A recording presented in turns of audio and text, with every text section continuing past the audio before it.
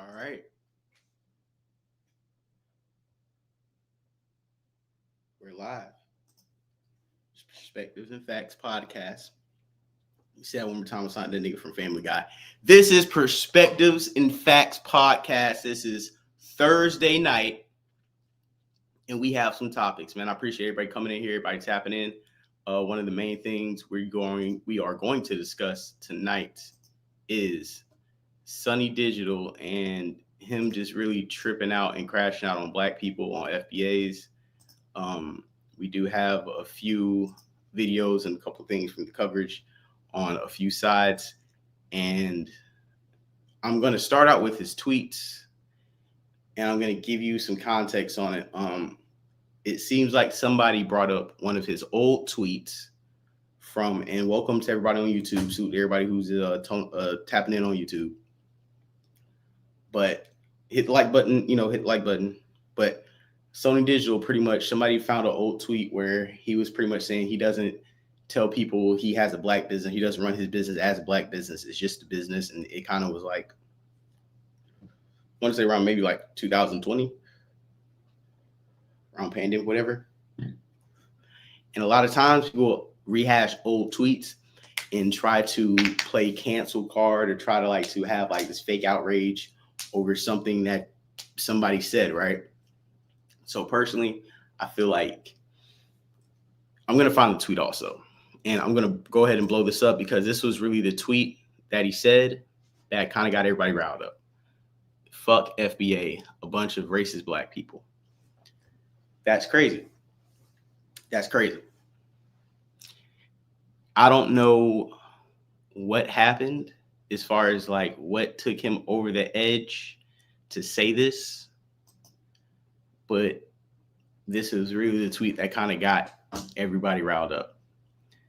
And the FBA is on Twitter or /X, you know what I'm saying? They came in and they were packing them up. You see, you mad because your music is 2-pack of ass. And he said, but for some reason, all y'all know me, but claim to not know me, but check this. I don't know or heard of any of y'all, including this bullshit fake online hate group, fuck FBA. It's crazy. It's like, yo, what happened? What happened, Sonny? What made you jump out the window? Y'all learned the word tether and ain't let it go since. You tripping, gonna do something about it. Where's your family from? Mom, Michigan, dad, Nigeria. And this was when it's like, dude, this is what the FBA's, right? I'm FBA. To disclose, I am full FBA. Mom, African-American, dad, African-American. Both grandparents African-American, both also as grandparents. I don't have any foreign blood in my veins, but I'm not xenophobic or racist, right? But I do feel like we should, as FBAs, defend ourselves online and in public when people do try to kick our back in and when people are being disrespectful and disparaging towards our lineage. You know what I'm saying? Especially if you come and make money in our lineage. And if you aren't saying F Nigeria and F maybe certain Nigerian nationalists or extremists, I don't believe he would say that because he's half, right? So why would you say F the other half of who you are? Nobody is kind of like the same thing with Zoe Saldana in a way where you'll have individuals who will come into black culture, right? They'll come into black culture and see hell no, FFBA. And it's crazy. And it's you'll come into our culture, you will cosplay as an African-American. And it's not like we're sitting here checking niggas' passes at the door. With Zoe Saldana, we know her from playing black roles. You know what I'm saying? She was on Guess Who? She was Bernie Mac's daughter. Okay. That was a black actress role that she usurped to play. What's up, Dot Focus? What's up? What's up, everybody in the building from YouTube? What's up? What's up? So she usurped black women to get that role. She usurped black women in the role where she played Drumline. That's where we knew her from. Those were her springboard roles. Cool. You win an Oscar, and now this is for my Dominicans, and even the Mexicans are kicking her back in. like you, I'm not saying you don't be proud of what you are, but like, come on, you got to recognize, just like you think your manager who believed in you, and you think your dance goddamn coach who believed in you before you got your roles. Why don't you think like Black Americans, the FBA is like ones like when you did get into Hollywood and at the doors, the ones who were hiring you were the FBAs. You know what I'm saying? To have these roles, and we like I said, we Black Americans, we weren't really checking niggas passes at the door up until about like I say about like maybe like 8 years ago, 7, 8 years ago, because it just got to be just too egregious. Like I said, you got Zoe Saldana playing Nina Simone, you got Cynthia Erivo playing Harriet Tubman, you got Black Panther, I forgot his government name, but you got him, he's playing James Brown and stuff. And then we have a lot of great actors. Like I love Idris Elba. I love the dude who Idris Damson. Like I love all, you know, Black actors. They're awesome. They're great. Like I don't have a problem with Black actors, but I feel like certain jobs like you'll have, and then you'll get into a point of, okay, you'll win an award, or you'll get on top, or you get where you want to be, and then you kind of like try to disassociate yourself from the people who like let you in the door, because we were on some, okay, we're all Black, we're all on some Pan-African and shit, and every time we get on this Pan-African this time where we just let you in the door, okay, you making beats, okay, cool, bro. Like we're not asking you while we're trying to rap in the studio and we're all buying a chicken sandwich combo and you cooking up beats on the NPC. Hey, are you FBA? Are you Nigerian? Like we don't ask these questions in reality. So you can't act like niggas is sitting around here like clowning you, or like you got denied opportunities because niggas was like checking you at your points in entry and gatekeeping to get to next level in industry. People really checked your background like this was the mob or something. Was like, hey, can you trace your lineage back to slavery? And you said no. And niggas said, well, hey, this beat pack you made for Future, we're not gonna pass it to him. You know what I'm saying? Like niggas ain't playing like that. So I don't understand why you would act like FBAs did something to you. Like you didn't like put on Afro beats. Like you made hip hop beats. You used hip hop artists and made hip hop songs, which is awesome. Like I said, you're one of my favorite producers. So I'm also speaking from a point of confusion as a fan of your work, of just like, what are you doing? Same with Busta Rhymes in a way. It's like you come into an industry, you make an impact, and then you turn around and give people the middle finger. Just for the life of me, I just don't understand why you would do something like that. You know, reading some of the comments, focus, a lot of people in America that complain about America, the irony. Salute, you know what I'm saying? And Chadwick Boseman isn't FBA. Now, I don't think Chadwick Boseman is FBA, but the point is this: for as many times as we, as Black Americans, have lended the helping hand, especially in the entertainment industry, or in any way where you came in on some Pan-Africanist time, like honestly, the only people who were able to push the needle on Pan-Africanism and the whole theory of Pan-Africanism were Black Americans. Salute to the Haitian Revolution. But outside of, and if people want to come in and try to educate me on like other revolutions across the world, with, you know, with Black and melanated people, like please, like jump in the chat, and you know, I'll drop the invite in the chat on YouTube. But my main point is this: the whole Pan-Africanist, oh, we can all come together and unify. Black Americans have had the strongest influence in pushing that agenda forward by platforming anybody who can pass in America, is because we don't have a caste system. Everywhere in the world, you have caste systems where, you know, you have your colors. Like when Tyler says she's not Black, she's colored, because mulatto and mixed race people have their own buffer class. But in America, with the one drop rule, you don't have that. So what that accesses a lot of people to do is just come in and cosplay with Black American roles, which are fine, cool. But when you get in these roles, are you passing the ladder back down to a Black American? Are you getting in these positions and getting these awards and being like, hey, yo, you know, a lot of, you know, shout out Black Americans, shout out to my people, you know, shout out to Pan-Africanism won again. We all did it. When we get it, we all get it. Like Shirley Ralph. I love Shirley Ralph, Moesha's mom. I didn't know she was Jamaican until she won awards. Then she switched. Oh, I'm Jamaican. I mean, cool. Salute. I love Jamaicans. Salute, dog. That is tight. That's what's up. But damn, nigga, like, I thought we was all Black. Why are we all Black until it's time to get, you know what I'm saying, get the bag? Then we got to, all right, cool. If we're all going to cosplay as flat Blackness until we get the bag, Then when we try to do it as FBAs, then we seen as xenophobic, or we gotta all be one, or we have to attach, like, you guys attach yourselves to the things that we are proud of, and then disassociate yourselves from things that you guys are proud of.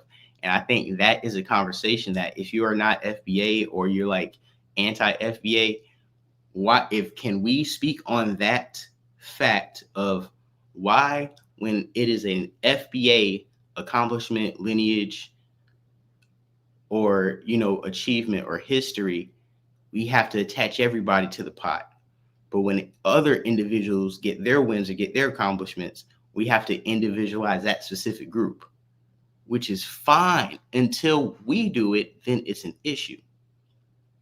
So like I said, again, with Sonny Digital, we're going to go ahead and go through some more of his tweets. You know what I'm saying? He's just, like I said, just crashing out. Talk about nobody, just going crazy on FBAs. And I actually have a few videos from a few people, a few small YouTube creators, but this is what we have to do as YouTube creators. We have to platform each other and show each other love. So this guy right here, let me make sure that we have the widescreen on here. Okay, you see this guy, allergic to following. Follow him. He has 207 subscribers. We're going to watch this video a little bit. He has 11 views, 13. Come on. He's one of the first people on this. Let's show him some love. Salute the Bronze Reaper Media. Thank you. Thank you. Appreciate it. Let's show allergic to following some love. Let's go to YouTube and hit a subscribe. And let's watch what he had to say about the situation. LA, New York. These dudes do not mess with Americans, man. Straight up. They do not mess with Americans, dog. I seen it already. And to be honest with you, I kind of was looking at Sonny a little crazy because, I heard people co-signing, people from Atlanta co-signing 21 Savage. I'm like, bro, I'm from Atlanta. I don't know about no 21 Savage in the streets. From Atlanta? That sounds like some industry stuff. Y'all got industry plans out here? Oh, no, he from the streets. Man, come to find out dude from the UK, man. And dude, daddy like African or something. And I was like, what's the connection between Sonny Digital and 21 Savage? African. So Sonny Digital comes out and says, FBA, a bunch of racist black people. And they fried him in the comment section. You know what I'm saying? Fried him. All he could just say is FBA. Man, Atlanta getting weak, man. I mean, Atlanta getting weak, bro. We letting dudes walk around talk like this in Atlanta? And Atlanta full of black people? Man, Atlanta getting weak, man. Atlanta getting stupid weak. I know they ain't letting dudes walk around like this. Dang, Sonny D doing all this? Wow. The boy tripping. And you know what's crazy? He's from Nigeria, so he's saying, oh, my mom is from Michigan. But you refer to yourself as Nigerian, though. And when I look at your page on YouTube, you refer to yourself as an American rapper. So you cosplaying, you using that you're an American rapper. But when you go on Twitter, you telling everybody you're Nigerian. Man, these dudes is frauds, man. Straight frauds. And what's crazy is I ran across bro YouTube page recently. And I was looking at what the action he had going on the page. Man, ain't no action going on. 14,000 people subscribe. And, it wasn't no action really going on. So he regular just like the rest of us. You know what I'm saying? Just somebody who was able to rub elbows with talented people, that's FBAs. But sell them beats in Africa, though, and see how far they can go. Afro beats jumping right now. Sonny Digital ain't trying to put out no Afro beats. But he can put out a whole Afro beat CD right now. So my mom from Michigan and my dad from Nigeria. And then look at this. Yes, I'm Nigerian. Yes, I'm Nigerian. Who cares, bro? You the one who trying to but when somebody can't be FBA 21 Savage, he can be in a gang member. I don't see you saying F his gang. Why we gotta say F my gang? Yeah, dude's a fraud, man. He's canceled bad on Twitter. I know people like, oh, this just a phase. Yeah, he don't really know what's going on like that. And the people I seen saying what's up to him, I guess he was crashing out for his birthday came up, going through a midlife crisis right now. allegedly. But yeah, I don't know where this came from. But this the most likes he done got on most of the stuff you see. He was retweeting a whole bunch of people saying happy birthday to him.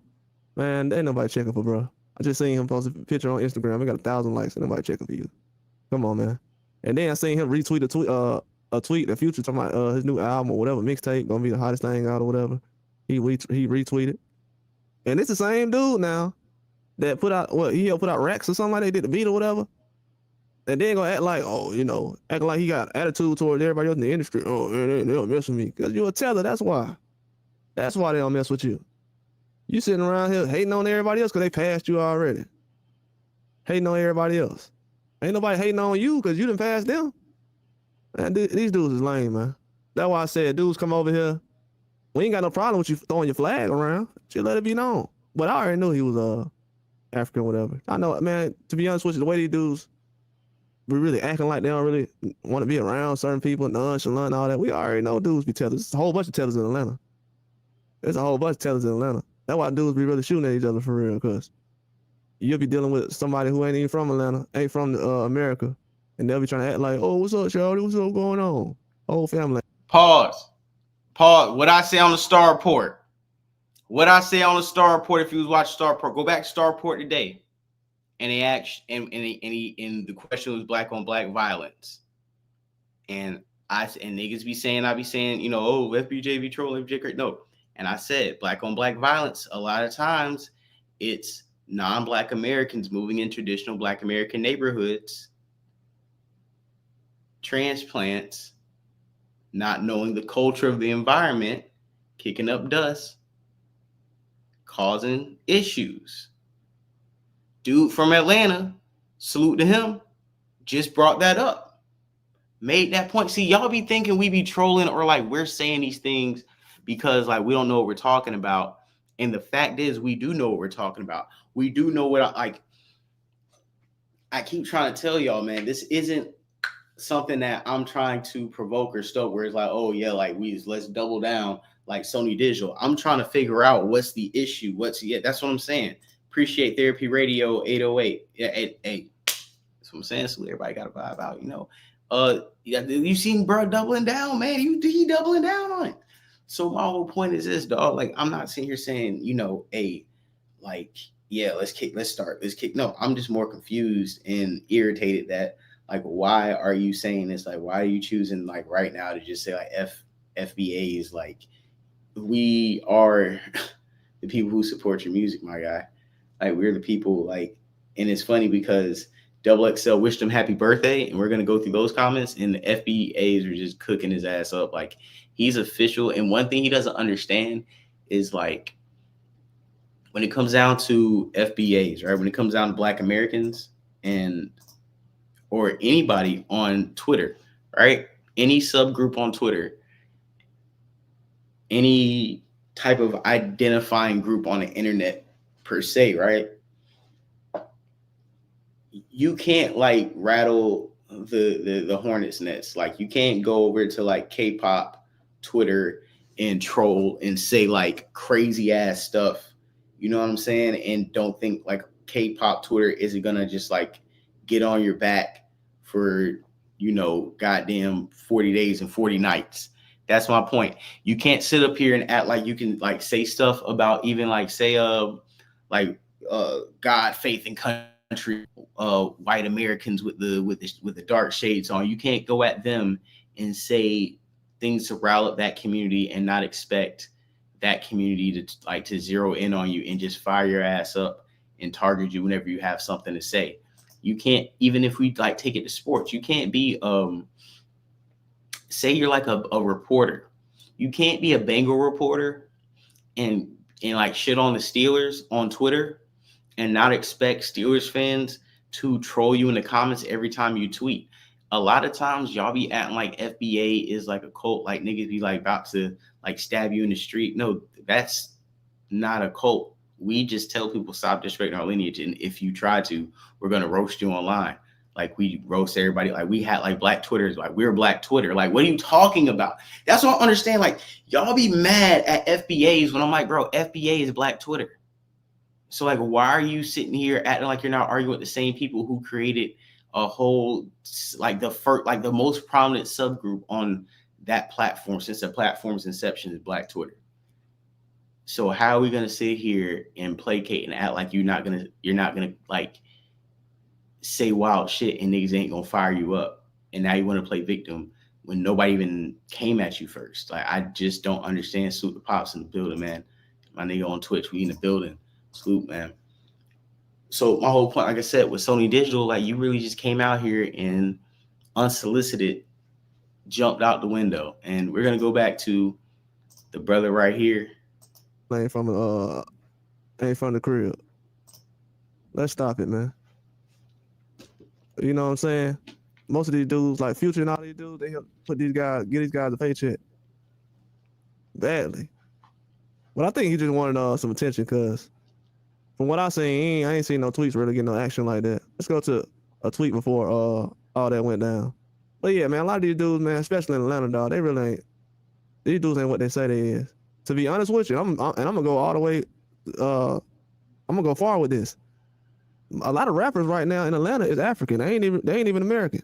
So if y'all think the music in Atlanta is trash right now, most of the people that's dying in Atlanta or getting murdered or whatever allegedly is FBA artists. So it look like they're taking out the FBA artists and the African artists, because I don't know what Lil Yachty looks more African than Sonny Digital does.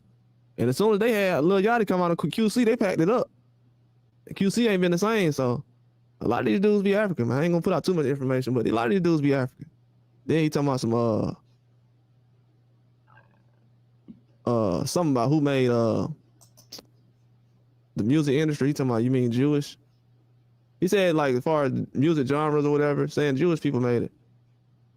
Hold up. Nah, if it wasn't for FBA's creating this music genre, yo would be, so you need to respect. So he's saying Jewish people is responsible for rap. Okay. What are they? And guess what? So he said, Sonny Digital said he's from Nigeria. Do y'all know that Nigeria hasn't even been around more than, like, to be honest with you, Nigeria ain't been around more than 200 years. These dudes ain't even put in no work in Nigeria like that to be speaking on FBAs. So y'all have been over here longer than you've been over there in Nigeria. Putting in work. 100 years? Something like that?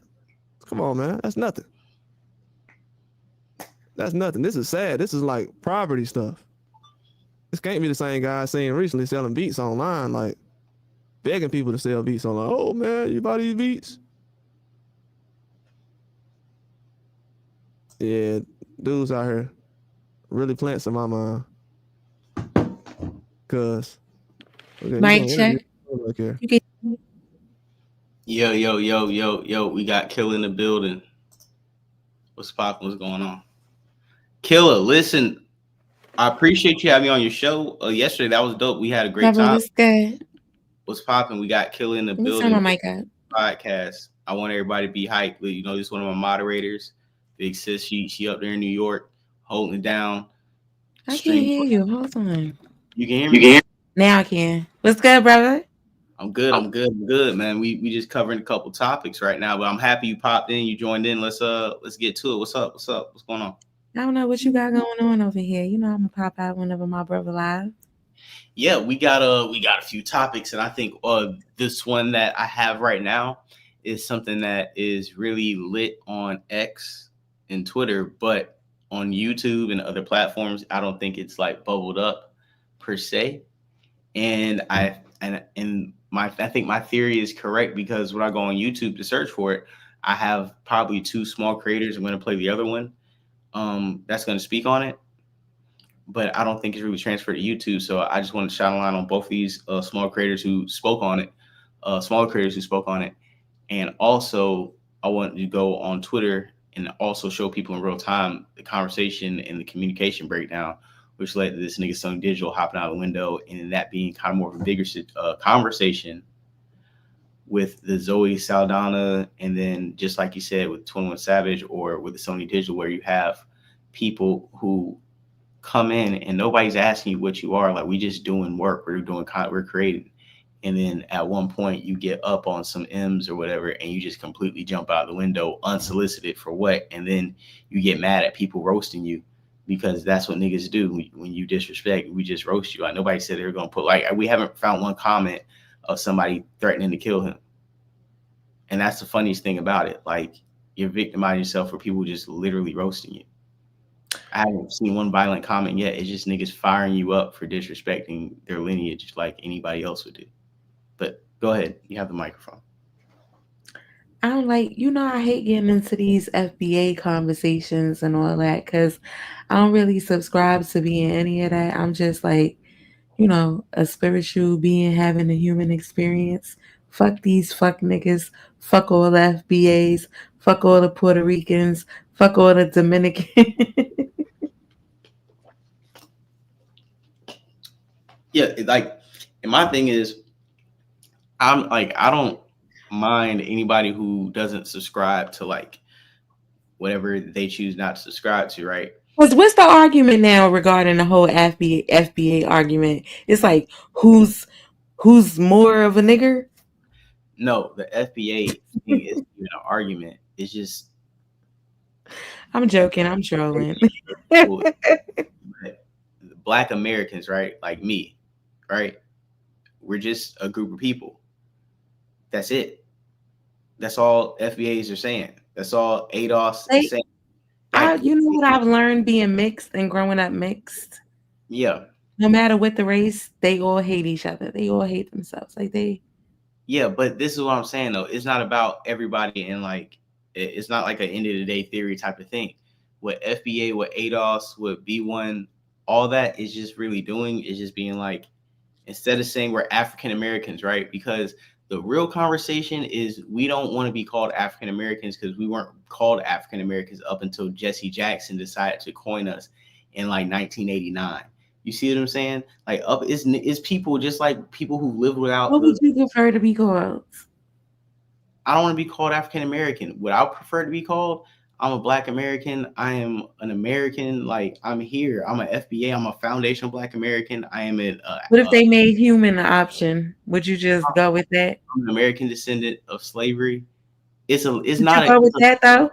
If human was an option. If human was an option, what's check that off for you? Oh Lord, I'm out of here. No, don't. I'm never gonna get a word in now.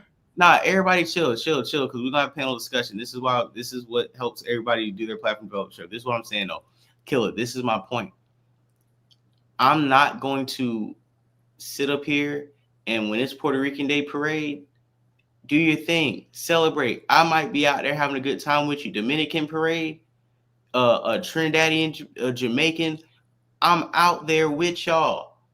When it's Black American parade, y'all gonna be out there with us celebrating. It's gonna be a problem. That's what we keep saying. It's like, how come every time everybody else want to celebrate where they're from, we literally, you cannot even document a time when we even gave a fuck where you actually was from. We actually gave niggas the light to shine where they were from.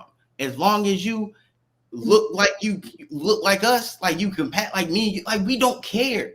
And then niggas just involuntarily across the diaspora decide to start like delineating and talking crazy. It's like, okay, well, if that's what you guys are doing, that's fine.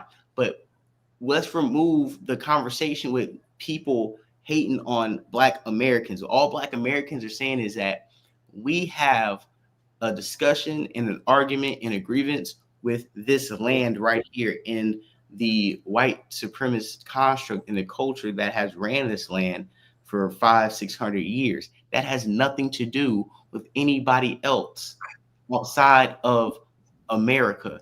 And so I don't understand why people come over here and have so much to say. Like I can't go to Nigeria and talk crazy about Nigeria. And I can't go over there and run for Congress and thumb my nose down in Nigeria. So don't come over here and do that. We don't even think about doing that to them. So for we're this far deep into discussions within our own country, it is a conversation to be had. And I'm going to land my plane there. I'm going to pass the mic to Houston. I'm going to pass it back up to you, Killer. Go ahead, man. Salute Houston tapping in with us. What's up, man? Houston, you there? Hey, man. Salute, FBJ. Salute, Killer, man. Thank you for having me on your... Yeah, you hear me? Yes, sir. Yes, sir. Thank you for having me on your platform. Salute, Killer. What's up, look, I agree with everything you're saying because... What's up, woman? Don't tell your auntie that I'm out here in the streets. But that's another story. Hey, but I agree with everything you're saying, LBJ, because over there we don't have no MLK Street. We don't have nothing celebrating anything Black American in their countries. And they no parade. MLK Day is never heard of nowhere else but here. But they get over here and get to doing it. They get to shucking and jiving over here, flying their flags, talking down, like but they not Chinatown. The Chinatown down in Manhattan there where let me tell you something. Yeah. I don't like it. I don't like it at all. I feel I feel targeted every time. I feel like I got a target on my back every time I'm in Chinatown. They make me feel like I'm an outsider. I'm like, wait a minute. And the thing about Killer, it, ain't it a form of infiltration? You know what I mean? Like when you think about it. You can look at it that way. I think because where's MLK Boulevard in any other country? I'll start there. That part. I never thought about that, you honestly. Talk about Africa. And on top of that, we have Mandela stuff over here. We like Nelson Mandela is somebody that we I be thinking that's why I call myself a Boulevard in any other country. Yeah, and I think my main thing about I'm just curious because I don't hold on. And I think just like my bad. My internet kind of slow. My bad. All right, yeah, you good. I think one of the main things that we're saying too is, like you said, when you have these Chinatowns, that's fine. Like we're not protesting Chinatown. We're not protesting when the Patels like have their whole sub communities with their own communities. Like, we are not. I don't care. We really say hi and bye, whatever. We're not bothered with anybody, but when you zero in on us or have so much to say about us, when we're like, okay, we want to get reparations, or we want to have grievances, we want to file certain things that we can get direct benefits off of, and you have such an issue with that, we're just trying to delineate. We're not delineating to leave you behind. We're delineating because this is the next phase in the civil rights movement. Like, you want to get fully liberated as Black people across the world. Is like we went from slavery on the plantations in America and across seas and all that stuff, but because of the internet, because the world got smaller, because of traveling the internet, like the slave mentality that we just had to battle within America on certain plantations, we're battling the slave mentality across the world with a bunch of get off the plantation. And it's like, God damn, we got to save all these things off plantation. Y'all the main ones crying. Like, I seen niggas in Africa getting put in a soup case. You know what I'm saying?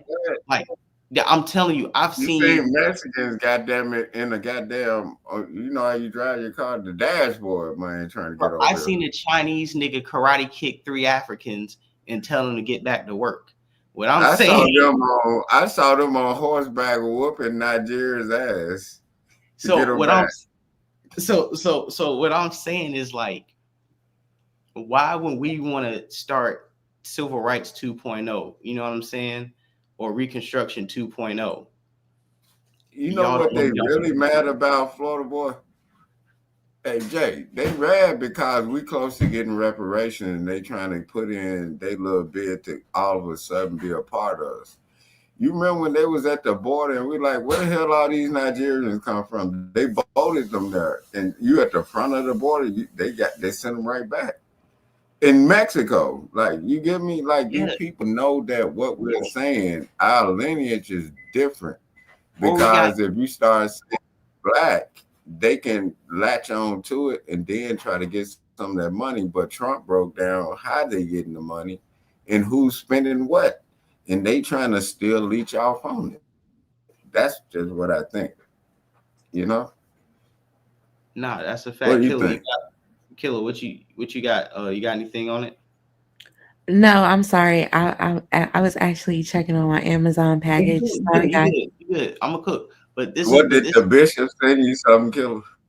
The bishop. The bishop in jail, right? He can't send no packages from where he at, What you talking about? You funny as hell. Hey, Killer, the bishop still ain't forgot about it. Hey, listen. Yeah, fuck all of this shit. This my brother from another be getting in his FBA bag heavy because he feel. I be really surprised that you take certain things so personal. Like when you say you want to be, referred to as just like a Black American as opposed to African American. I figure you would be one of those people who really didn't care either way. No, I definitely care because you got to also look at it like I'm light skinned, right? As we can clearly see, I'm bright skinned and I have a shining light in my face. I did not know Do that, you see what Florida. color I am? I'm lighter than you, nigga. That's what I'm trying to say. That's what I'm trying to say. Oh, it's a light skin off right now. But I this can't one I'm trying to stand say. you light skin. But this is what I'm trying to say. Like going through, and it's not a like sad story. It's just a point of perspective, right? When you grow up and you see people's fate, like when people think, oh, when your parents is white, and then you tell them no, they're not, and like it looks like they have a look of disappointment or something, or like when you tell them they think you're mixed, like even girls, oh, you're, and it's like no, my parents black, and like they just have like a different look on their face, and it's like no, they may be happy or sad or whatever, it's just like different expressions, or people would like want to attach something to, and I understand that because of how I look, but at the same time, I am Black American, just like if you were what you are and somebody said, hey, you're Mexican and Cuban, you'd be like, no, I'm not. I'm Puerto Rican and Black. That's just what it is. It's not something I'm waving around like I got an FBA You sticker. look like a European Jamaican. That's what I'm saying. People will be like, are you like European? Like, nigga, no.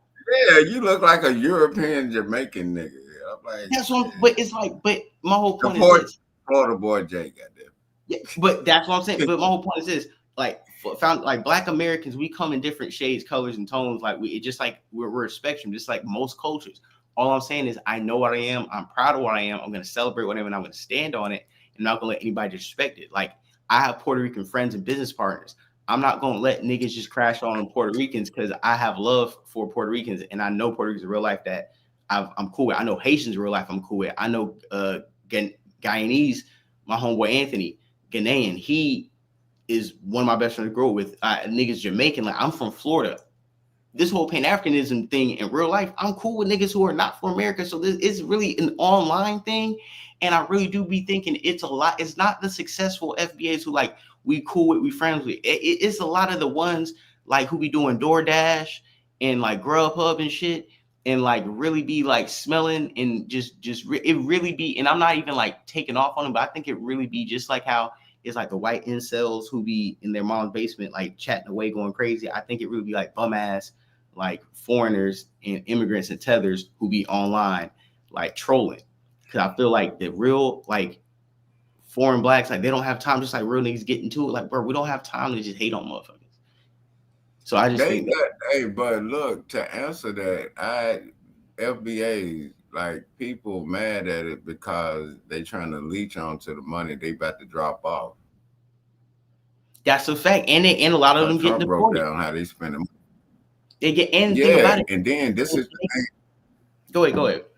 And this is the thing too. They not understanding that these Jews and Israelites and all that Chinese people are coming through Mexico, and then they were boating these people in, flying them in. But my problem with that is they not putting a camera on them when they shipping them out.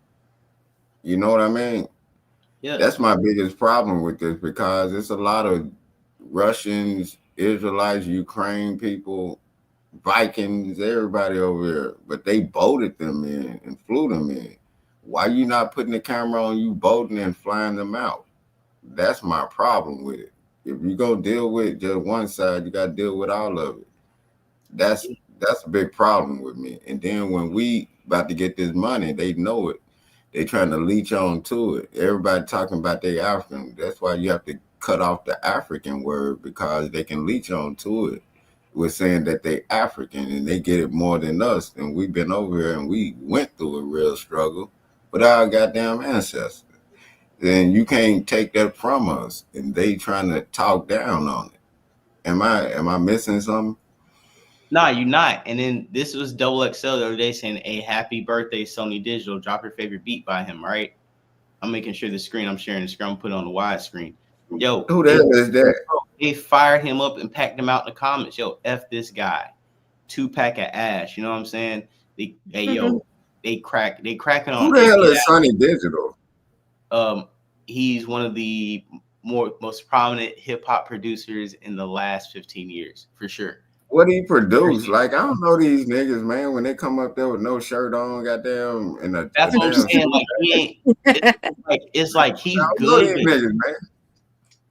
It's no way he should really be doing what he's doing. When I say that, I'm just saying, like, as far as disrespecting Black Americans when you make hip hop music, like, for what? And like, they're firing them up, these big ass teeth. They saying like Jar Jar Binks. You know what I'm saying? This is crazy. Like, you know, we might use this as a thumbnail. Matter of fact, let's save this image. I'm saying, what did this nigga produce? Did he produce dance music? A lot of Young Thug, a lot of Young Thug music, a lot of Future. So he a Z snapper. You said a Z snapper? Yeah.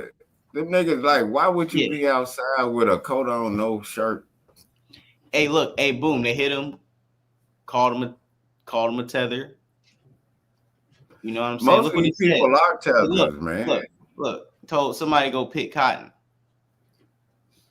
I picked cotton before. It wasn't picking cotton. I went out in the cotton field. I had on my cheap ass Pro Wings and shit. Them shit glued to my goddamn socks and shit. They were like chop cotton. I was chopping down the actual cotton. They were like, nah, nigga, chop around it. But I want to know, but the funny thing about this is I'm showing you guys that, do you see anybody saying that they want to do physical violence? No. And do you see anybody saying F all Nigerians? No. Look at this. They're saying F this goofy with the Nigerian flag. Like, F him. Like, Nigeria. Come get your... So he's from Nigeria. Well, he's half Nigerian, but I want to know why Nigerians ain't coming in here and being like, yo, we don't claim this goofy. We don't condone what he's doing. And we demand an apology on both sides for pushing anti-Pan-African propaganda. Right? You know why? You know why they not doing it? Because they know we are different from them, and they know what they ran from, and they know we standing on, and they trying to leech onto it like they've been leeching onto everything, and they don't understand. I'm like, if you feel so good about your country flying your flag, take your ass back to that motherfucker. Like, don't sit over here and tell us what we got going on right now. You know what I'm saying? Mm-hmm. That's all it is. I'm like, stop being leeches. Go there and fix your homeland. Fly your flag over there. You don't see no American flag flying over there. You don't see no Martin Luther King Day over there. Nothing has to do with foundational Black people are spread or celebrated in no other country. You get what I'm saying? Absolutely. And I think the thing that annoys me the most, I won't even say annoys me. That's the wrong word. I'm gonna use the opposite. The funniest thing about this whole situation is that they cry about FBAs being some type of insane cult, right? And after everything he's saying, look at the comments. They're not saying, like I said, nobody's saying F all Nigerians or anything. They're saying F him, man, F this tether. You see what I'm saying? He's a tether. They're talking about him, big ass teeth. The Nigerian cosplay as a Black American, can't make this shit up. He must be got miserable inside, literally acting like a whole other ethnic group, irrelevant. Cosplaying as a tether. They ranking it, but like I said, nobody is talking about everybody. But you see my point, where it's not like FBA saying we about to come to your door and this and that. Nah, you talking crazy. We're gonna fire you up. Look, he said he was Nigerian all the way back in 2015. Talking about his last name is Uwazuke. That's Nigerian. And a couple months he got to remind us that he's Nigerian. Still really? Proud. Hold on, his name Uwazuke. And then he called himself what? What did he call himself? He Nigerian. That's how you know this. That's my point. DJ Digital or something. I'm like, what? And then just from his name, I know he LGBT, probably. Yeah, he probably one of them. And then they be on the type of time. Yeah, he probably one of them fruit cheesecake ass niggas, strawberry cheesecake eating ass niggas, man. Nigga be on stage with a goddamn AK and shit, spin around, do a split, and shoot you. Them type of niggas. Oh my god, man. Like, dude out of pocket. Dude out of pocket. You know what I'm saying? That nigga look like he'll do a whole split and then just sit there and talk to you before he shoot you. Oh my god. Say, hey girl, hey. Yeah, hey killer. And then he'll slap his own ass when he and blow the gun after he shoots you. Yeah, like he's just out in of a pocket. little Nas X video. Fuck that nigga. Crazy. Nah, dude out of Fuck that pocket. nigga killer. My bad. I feel like Fallout Boy J right now. I know he want to go there, but I'm just saying that's what he look like. That's what most Dude out of pocket. And these niggas look like, dog.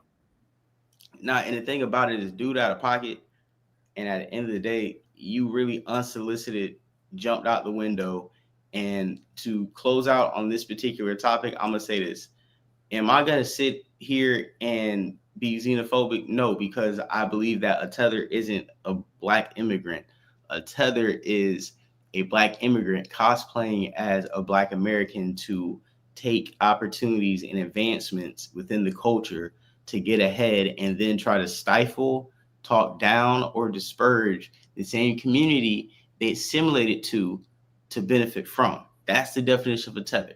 What we just seen right now. My bad. What we just seen from Sony Digital was a masterclass in formatting into a tether. And I'm going to pass it to you, Houston, while I get the second topic of tonight's show. But you know the thing about it, tethers come in all colors and creeds. It's Chinese, white. Most white people on welfare. They don't talk about that. They call them rednecks. You can say nigga all day, but you can't say redneck, Jew, or anything. But I'm like, they are promoting that. They are tethers. The Jewish people are tethers. They're not over in Israel. Hey, whoa, hey, yo, the Jewish. We didn't even talk. Listen, we're not even going there. You know what I'm saying? You can't say that. You gotta say Jewish. We really talking but about you can't say nigga. But okay, I'll fall back. Yeah, we on. Hey, listen. But you can say nigga though. Yeah, hey, listen. When we get, I'm you gonna don't fall back on that. rules, huh? Yeah, listen. We just flop with them. We get Houston tube or FBJ tube. I said I was gonna fall back on that one. I said I'm falling back. Hey, listen. They'll shut this whole thing down. My Wi-Fi. They just gave my Wi-Fi back after Star Report on Friday. Hey, listen. They'll throttle the whole stream down. I ain't had a good live since I've been talking. Hey, man, listen. The internet be crazy, dog. Hey, but I can sit up there and talk about giving bread to the homeless children and shit. They'll still flag me. I'm like, what? But I'm gonna play this video real quick, and we're gonna go to the Jasmine Crockett topic. And are you familiar, Killer, with Jasmine Crockett? You are? Who's that? Jasmine Crockett. Let me see if I can put this on the screen. Who the hell is that? I think my brother on Twitter on X News tonight. You doing X trending topics tonight? This is really trending topics that I've kind of been peeping more. Kind of a blend of. Look like she finna say something sideways with the part in her hair, like showing up. Man. No, hey, listen. She giving Candace Owens vibes off rip. Yeah, right. Just from a picture, right? Okay, so let me explain who Jasmine Crockett is, right? And before I'm going to read Roach through comments, that's exactly why we need our own stuff so that we can really express freedom of speech. That is right. But, until we do that, I'm just trying to make sure that, we can, find other ways of income on it too. Listen, Jasmine Crockett is a Texas representative from the Democratic Party in Congress, right? She's like a AOC for Black people, right? So does that kind of give you to a fair summary? Yeah, she out. She Al Green side piece. I told y'all about Al Green 20 years ago. This dude been had a seat in news over 20 years. I don't trust any nigga who comb his hair backwards. So that's man. What? I don't trust the grown men with no facial hair or niggas who comb their hair backwards. Me neither. Yeah. What's up with your stash, my nigga? Why you comb your hair to the back? What you just got to do? Cocaine, nigga? I don't trust a leather lip nigga, or I don't trust I don't trust her just by looking at her picture. But listen, Jasmine Crockett, I'm gonna say this right before we get into who she is, because we're gonna have a lot of material to criticize after we play these videos, right? But I want to just put something out there that we would love young, enthusiastic, invigorating blood in the Democratic and Republican Party. We would love smart Black young minds in both political parties that can advance Black people, right?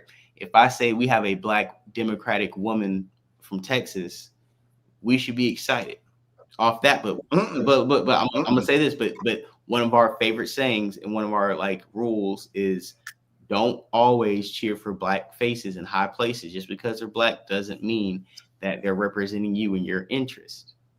Brother, not to interrupt you, but I got breaking news. Is it good or bad news? I mean, it's good. It's a gift and a curse. They're reporting that the killers of the rapper Hood fame Lil Ronnie and his daughter, they were just captured. Of course they were captured. That's great. That's great. You know, one of the killer's birthdays, me and him share the same birthday. Shout out to him. Yeah, damn. I'm like, dog, you really pulled a drill like 3 weeks for your birthday. Like, you really could have just said, dog, we just gonna do this like after Aries season. You know what I'm saying? Like, hey, April 22nd, we gonna drill this nigga. Like, I gotta do 420 and I gotta celebrate my birthday on, and then we gonna fire these niggas up right after. He couldn't even do that. This nigga really crashed out for his birthday. Hey, Florida boy Jay, this is my thing on it. For you to get shot up like that early in the morning like that. What did you do? I'm telling you, it irritated me. I always said when Black man death is around, you see Black women in bonnets. It's like I've always said to look at the news, and then they were like, he was a good child. Man, this nigga up there drill time. He on demon time. What you think? Yeah, and I think it's a failure in the Black community. You think them people just came out of nowhere? No, and I think it's a failure. That nigga was talking crazy the whole night. No, hold on. And I feel like it was a failure in the community as a whole because, number one, as a parent, as a mother, why, like, you don't know that your baby dad is hot in these streets, or as a father, you know niggas is on your head. You know what you've done in these streets. Why are you riding around with your daughter, my nigga? Like, exactly. That's my point. I blame him, like, the mama, and everybody up there. It was a failure by everybody involved. Like, exactly. And to close the point before we get into Jasmine, I don't want to hear about, these young niggas ain't got no mind no more, none of that shit. Cause I'm like, bro, niggas was killing babies and women since the 80s when gang shit was popping off, bro. Like, I heard I heard goddamn Scarface. I heard every rapper from the late 80s onward talk about how niggas is doing drive-by, shooting through houses and killing kids. So don't even start with that. These new young niggas is on something different. We are on the same things y'all put in place. Exactly. And then to see them sitting up there talking about he was a good kid. No, he wasn't. That nigga was talking his shit. And he was irritating the wrong people. For them to be up that early with that kind of mind frame, they was going back and forth. They didn't care who was around. They just probably saw somebody moving in the car, shot at the car too, but it was after that nigga. Like, you get me? Yeah, and who did you what did you do to get niggas to be on some type of time where it's like, dog, we don't care where we spin on this nigga. Wherever you see him, we gonna drill him. Because, like, I also feel like, okay, you probably, if you've caught him at the car wash, you probably staked out when he got up. You probably seen him, like, put his kid in the car. You probably seen he was. You know what I'm trying to say? Like I feel like the reason why these guys are gonna get death penalty or whatever, because they're gonna do surveillance and they're gonna find out and they're gonna track everything to be like, yo, y'all clearly knew he had a child in the car with him. Because I don't feel like they just found him in traffic and they just sprayed him. They didn't care, because for them, I think they knew that child was in the car, but they didn't care. Right. They were on him and anybody that was with him, anybody that would have been in that car. For that kind of evil and animosity, that dude gave that same energy. That's early in the morning. You know what I'm talking about? That was on some Mo 3 time. Yeah, Mo 3, he was in traffic in daytime during rush hour. He didn't hop out the car and he walked him down. Nah, he got out the car and they still walked him down. Yeah. Yeah. Man, sometimes they be on there. I remember one shootout. I was in traffic going back from dropping my daughter off, and I saw this with my own 2 nigga retinas. These niggas got out the car and just started lighting this dude up. I just kept it pushing. I ain't in that. Yeah, no, I swear out the way, get out of there. That they did. Yeah, so we got this Jasmine Crockett topic, and I'm gonna play this. This is her early in her political career, right here. Nice size eyelashes, the peep. How much flatbacking did she do?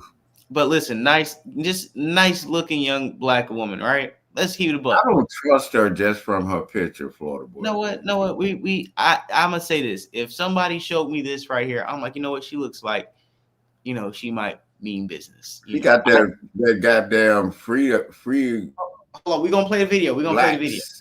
We're gonna play the video. Okay, my bad. It's good to see you in the year.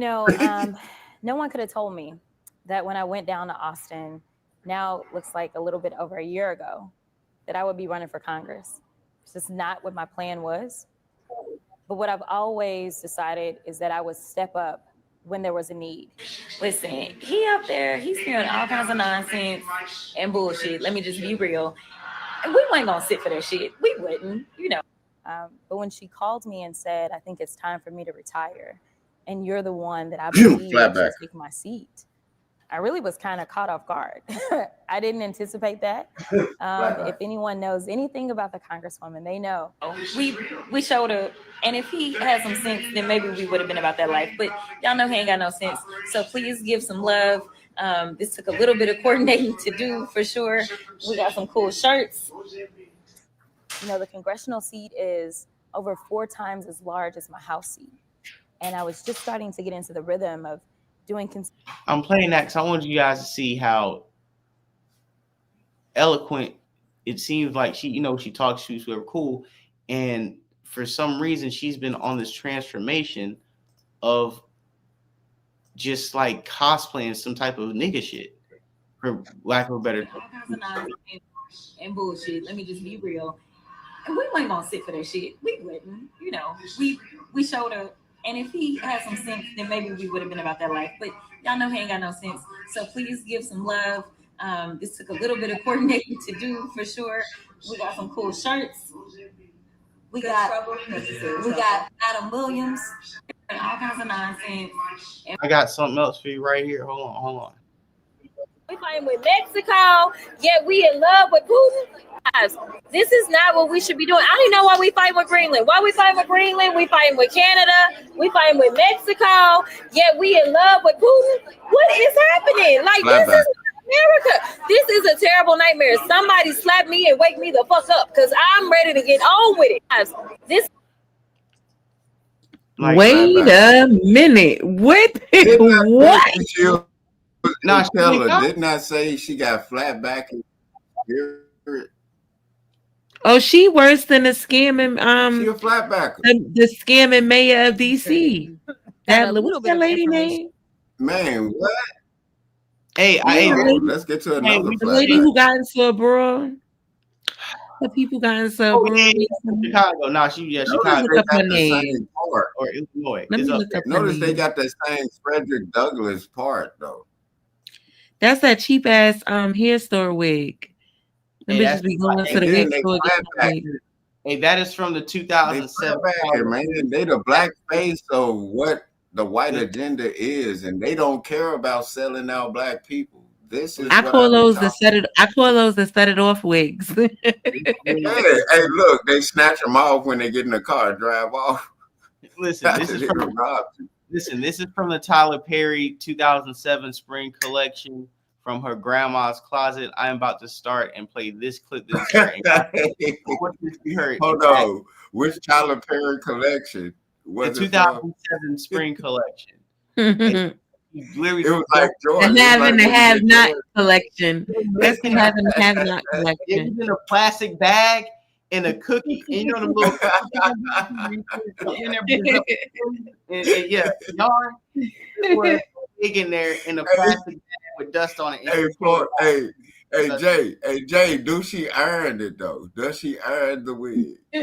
No, she throws it in the dryer. She threw it in the dryer. But we're gonna go ahead and play this video right here. He said she threw it in the dryer. And go. It's dry and go. We got Jasmine right here. Play this. Let's get the track. This is her at work on the clock. To touch on something, because I know that many of you prepared for today's hearing by making sure that you got a little bit of information about immigrants and crime in your cities. Let me ask each of the mayors, just yes or no. Have any of you been made aware of any immigrant that has had 34 felony convictions that has still been able to roam around in your cities? Anyone? No, ma'am. 34 felony convictions. No, from the immigrants. Anybody? I'm not aware. Oh, okay. I'm just curious because we are so concerned about crime, and I know that my Republican colleagues would never want anybody with 34 felony convictions roaming around because that could be a danger to the community. But I will move on. The Republican to touch on something because I know that many of you prepared. He was trying to compare the crime and the stuff that's going on with Trump, but it's like my nigga. This is why, Florida boy, Jason. Hold on, let me read this. This Jasmine is why. Crockett, listen, Jasmine Crockett thinks she's from the hood. She grew up in the streets. Exact opposite. She attended an exclusive day school where the tuition is nearly $35,000 a year. She also attended Rhodes College, a private school where the tuition is nearly $55,000 per year.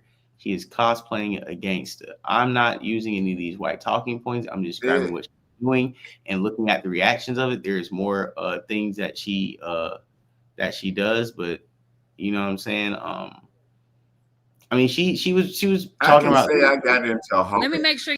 But hold on. But even with this was something that we were talking about on the Star Report. We were talking about the black on black crime situation. Remember? Yeah. Right. So I want to hear what she's saying when she says this, right? Because we know what side she's on, so we already know like the race baiting. I'm gonna, look like she in the church or somewhere where she's, let's see what she said. Let me make sure y'all got the facts. Most extreme crimes that take place in this country are committed by white supremacists. 80% of extreme crimes are committed by white supremacists in this country. Do you know who went up there on January 6th? White supremacists. This ain't me just telling you this. Okay. A sequel. If you could tell Donald Trump anything tonight, what would you tell him?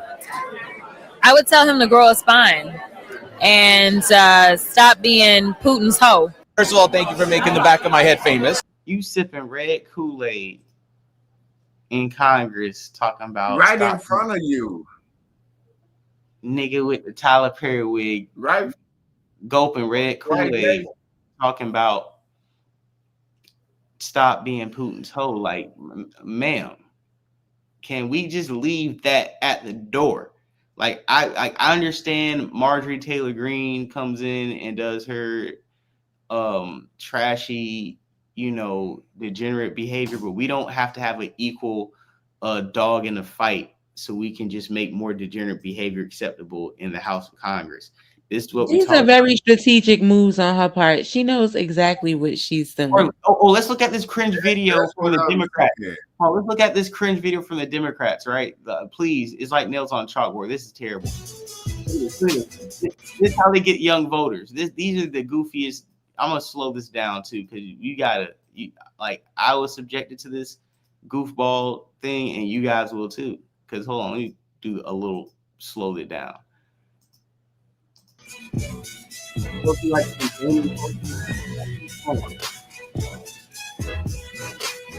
Like, what policies are we taking? This ain't the most ignorant.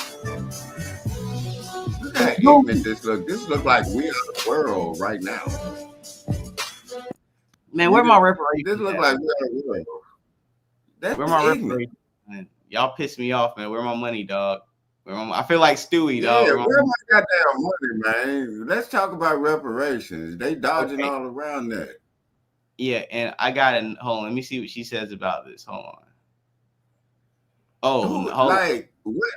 I know that it was characterized as, oh, this is the cool thing to do. And maybe people are encouraged to be trans. And so they don't want to speak out. And now that it is not the easy thing to do. When you have to sit here and prove your personhood every single time that you're walking around. You got people that feel away because they losing in the sport. People that feel away because they losing in the sport. And listen, the trans person, it don't sound like even this is first, ignorant. from what I could tell. But nevertheless, I think we need to focus on real things that are real issues as it relates to women. I know this is ignorant. You know why it's ignorant, Jay? This bitch got her hair combed to the side. She's clearly LGBT and she's ratchet. They always put a ratchet black face in front of the agenda. This is clearly LGBT. She's Oh, did you hear about when she said she's not crazy? She's not gonna get nowhere. Did you hear when she said she's not in the business of handing out money? She said what? When people asked about the $5,000. No, I ain't hear that. Okay, well, I'm gonna. But she's sitting up there flat backing. Huh? 5K. She's sitting up there flat backing for. That's the face of flat backing.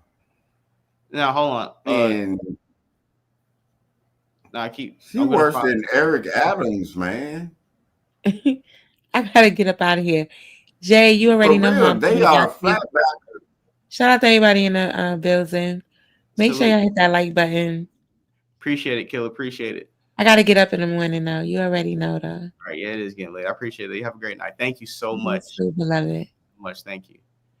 All right, so I'm gonna go ahead and play a little bit more Jasmine crashing out. Hold on. I just want us to go live really quickly because y'all is wearing me out. Like, you know, I better understand why Black folk got hoodwinked and got caught up and started saying that Kamala wasn't black enough or she wasn't even black at all and all this kind of stuff, because legitimately another member of Congress sent me a video of a woman who supposedly is a teacher. And I'm saying supposedly because I am hoping to God that this woman is not an educator of our future scholars, because for whatever reason, people don't question when right-wing media puts out things about me. Now, would you think that I'm their bestie or that I am literally their number one enemy? Or for all of those saying we're the Democrats? And then when people are out there and they're fighting for you, you immediately believe some of the most ridiculous stuff ever. You can go and look at all the videos of me and all the things that I fought for, even my conversations around reparations, and then you're not even questioning. Like, this video kind of ended abruptly. Y'all ain't got no questions. Y'all just like, oh, okay. And legitimately, this ABC interview, it's on YouTube. Like, it's just a matter of like Googling, you can see the entire interview. And if you have an issue with what I said, then that's perfectly fine, because, you know, for now, at least. And I'm gonna play this from last night. Hey, Jay, can I say this? She got the goddamn part in her head. She didn't shave her head, but that's a signal to them that she down with it. You feel me? Yeah. If you notice that Frederick Douglass, but she didn't shave her head. She just let you know. You know what I mean? That's their signal. She's literally talking nothing. She's the black face of like why black women don't get chosen by nobody because they turncoats. They will turn on you in a minute when Massa give them a little bit of shine. You can't put a woman in front of nothing. A woman thinks if she get a dollar raise, she gonna turn on everybody. But not see, my thing is I don't even think that's really the case. I just think that they know exactly who to pull in. Because I think Nina Turner, she was running for a Democratic office, but they didn't put her in there, right? Nina Turner, I think, is good. I think Nina Turner is somebody that, for sure, if you want to keep it a buck, advocates for the right things I could stand behind. It's just the point with Jasmine Crockett. I think that she is just controlled opposition, like people said. I don't believe that, you can't put a black woman in place and her to get the job done. I believe that you put certain people in place so they won't get the job done.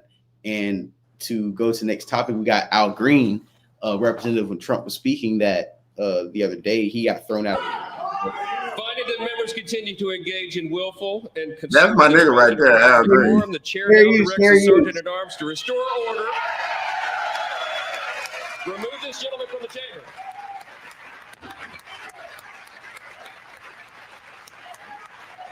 Al Green. Don't let them do you like that, Al. Fuck all y'all.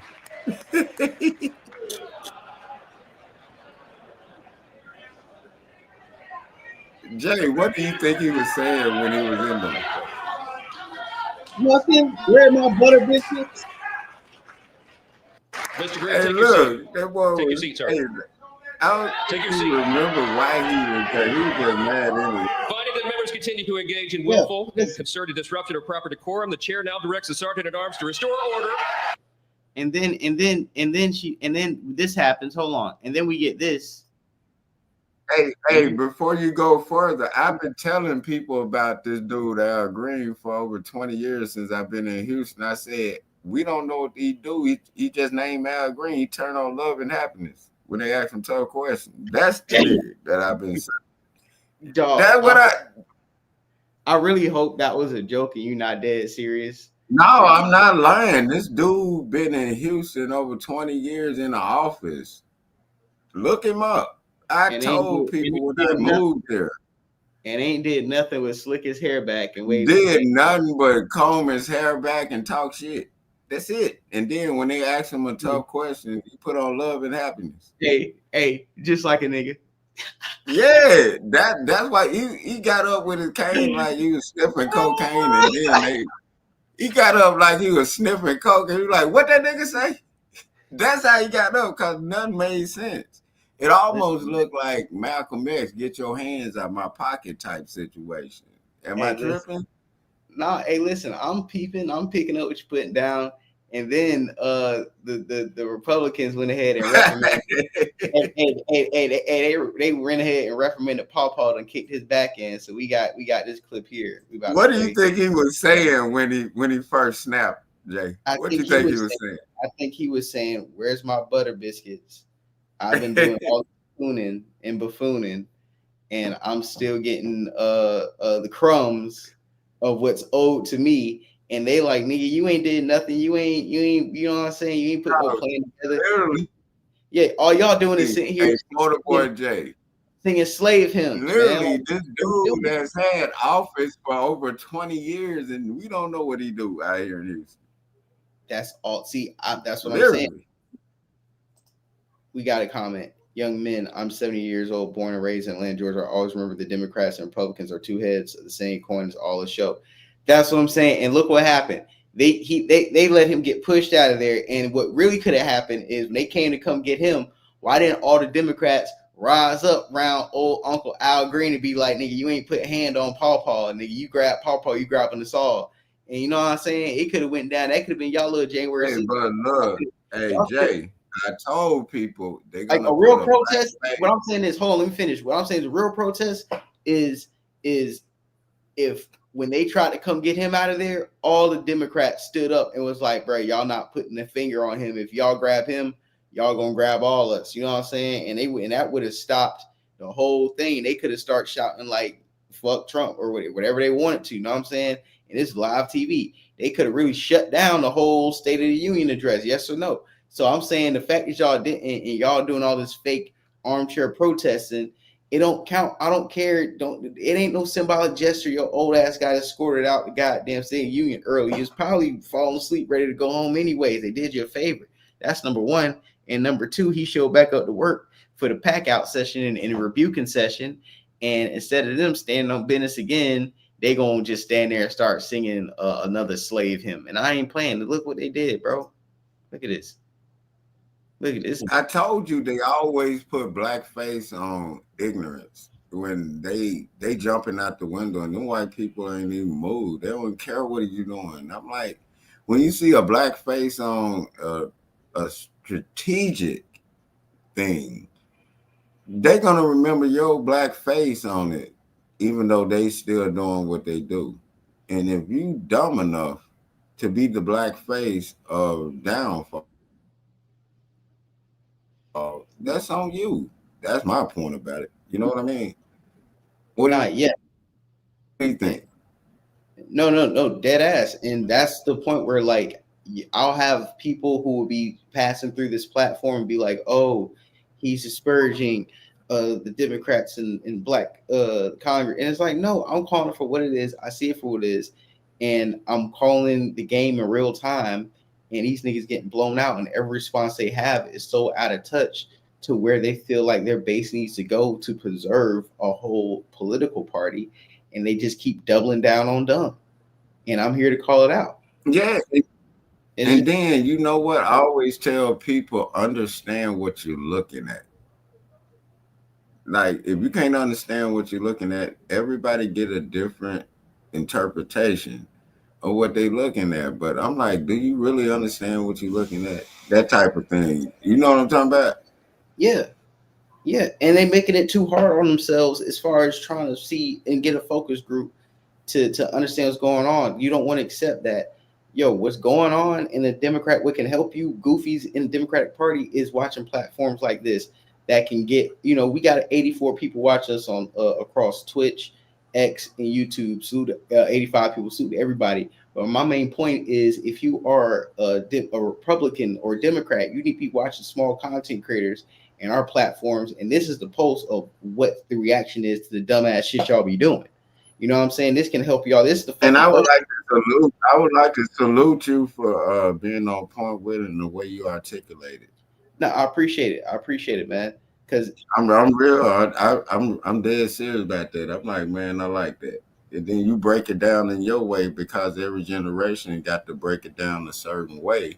And I'm like, damn, you even understand that, so the persons up under you can understand it. You can, that way you generate like making people understand. It's generational. You know what I mean? Yeah, because it's all about like, I'm not going to try to sit up here and I'm going to use big words here and there, but I'm not trying to sit up here. You can't do that around white people now. Yeah. Not even no. I can no, I'm just playing with you. Yeah.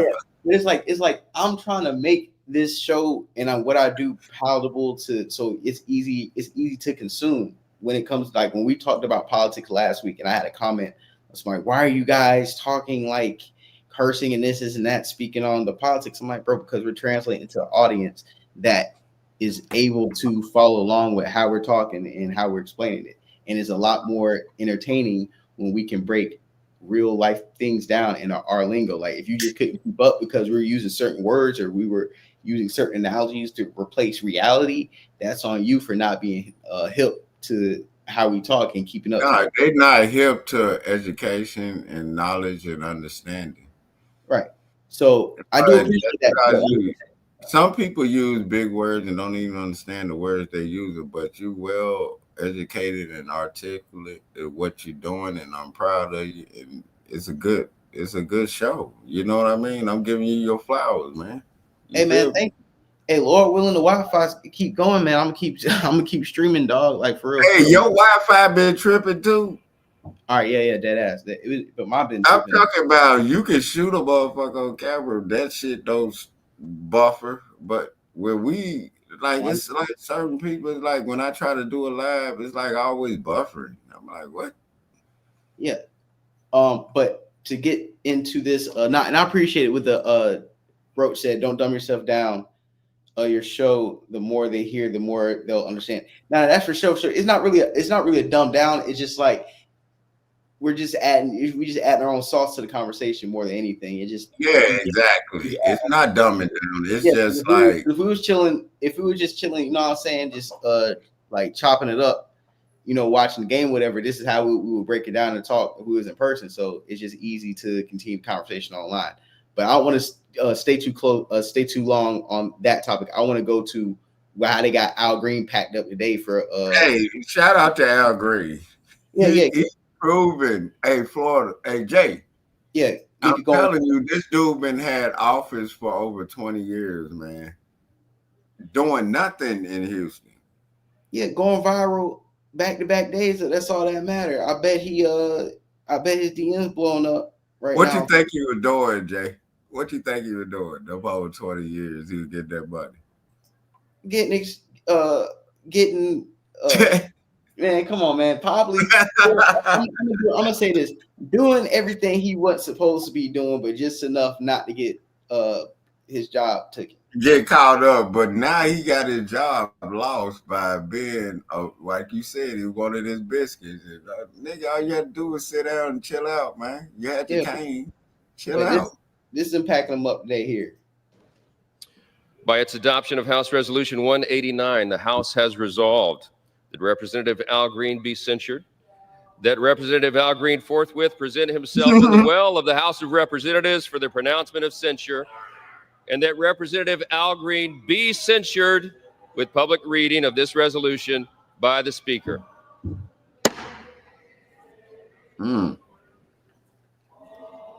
It's called a nigga wake-up call. Oh, you hear that? Hold on. Right? Listen.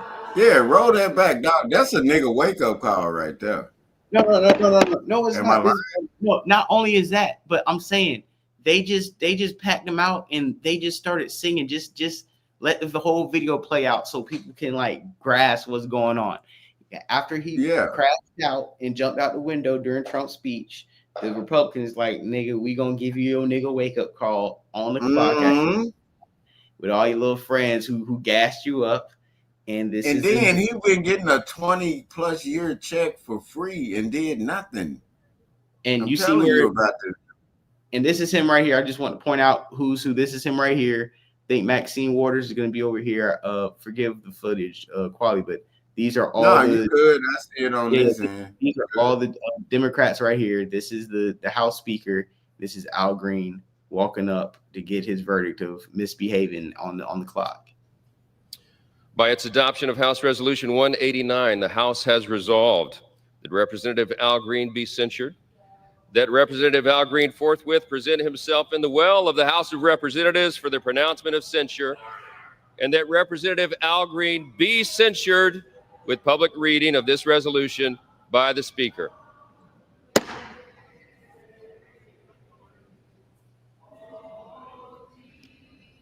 Can I say something, Jay? Oh, you got to hear the slave song. Close your eyes and listen. The House has come to order. The House has come to order. Still running. That's it.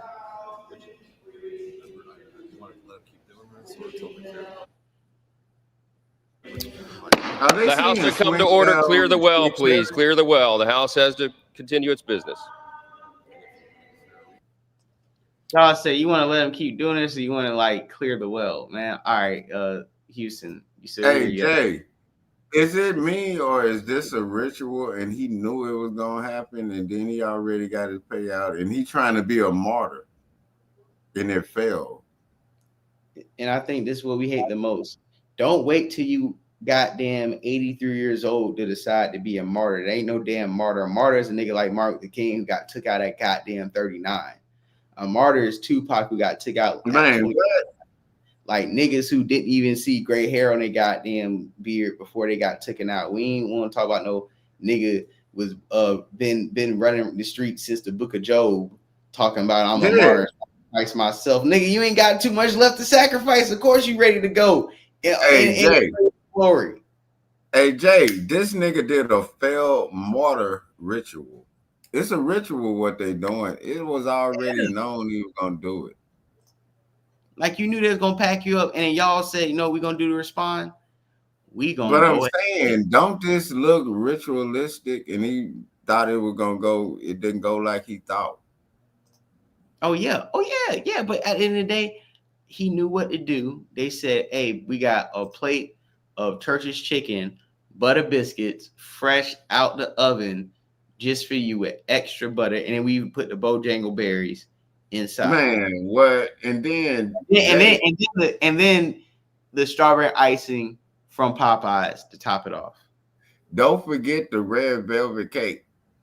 Oh yeah, with the red Kool-Aid, it was passed out. Yeah, and then what was crazy when no girl was drinking the Kool-Aid? I brought up another. These are rituals these people are doing right in front of your face. Yeah, I don't want these people representing us, man. This is outrageous. And I think this is the last Jasmine Crockett clip we're gonna play with. This is the icing on the cake right here for Jasmine Crockett. This is literally, this is perfect. This is the clip right here. I'm gonna get the share screen because I need everybody to see this. If I had to watch this, everybody does too. So let's go ahead and watch this as a group. Matter of fact, put this back up here. I don't know what it is about her. She just pissed me off. Hold on, you gotta watch the cringe. No, okay, my bad. It's a cultural divide. I'm gonna get it on the flow. You really about to do it? 40 acres in the mule. This is bigger than the music. You really about to do it? Yeah, they tried to rig the game, but you can't fake influence. Hey, I'm tripping, I'm sliding, I'm riding through the back like must have on a beat, bro. He bout in rap, he a freak though, man down, call like Ember Lamb, tell him breathe. Let them boys get across, they walk around like thieves. What's up with these? Like, first of all, man, Jay, that song corny, she corny. And anybody who play that corny. I'm just saying. We need reparations, we need registrations, we need all types of anti lynching laws passed, and you out here going live on the gram and TikTok, shucking and doing jiving, that, hitting the nigga wiggle. Yeah, the nigga wiggle. Man, I'm talking about, man, these people are unbelievable. They don't have no soul about nothing they doing. Hey, we got another one. Hold on, we got one more. Yeah, they tried to rig the game, but you can't fake influence. Hey, I'm tripping, I'm sliding, I'm riding through the back like must have on a beat, bro. He bout in rap, he a freak though, man down, call like Ember Lamb, tell him. And the thing about it is like you make it easy for niggas to just be like, we can't take you serious right now. Yeah, they making it easy for you to imitate niggas. Serious, bro. Yes, like this is the type of stuff where it's like, you think we kicking your back, and no, we are the focus group that you need to be tapped in on. If we got 83 people, 85, 89 people all sitting around here, like listening to and watching this lady make a mockery of herself and who she represents, we should be able to call her out on it. You're cussing and oh, my bad. I'm just saying she goes back and forth. It's a level of decorum that she doesn't present herself with. And it's just like, why are you doing this? And why aren't you just... Hey, she has no morals. I've been saying this for the last 10 years since Obama was in office. They put a black face on their agenda and they don't care how they destroy black people. They just want to be seen. And then they're a part of that agenda. And I'm like, you can't take these people serious. They bug broken.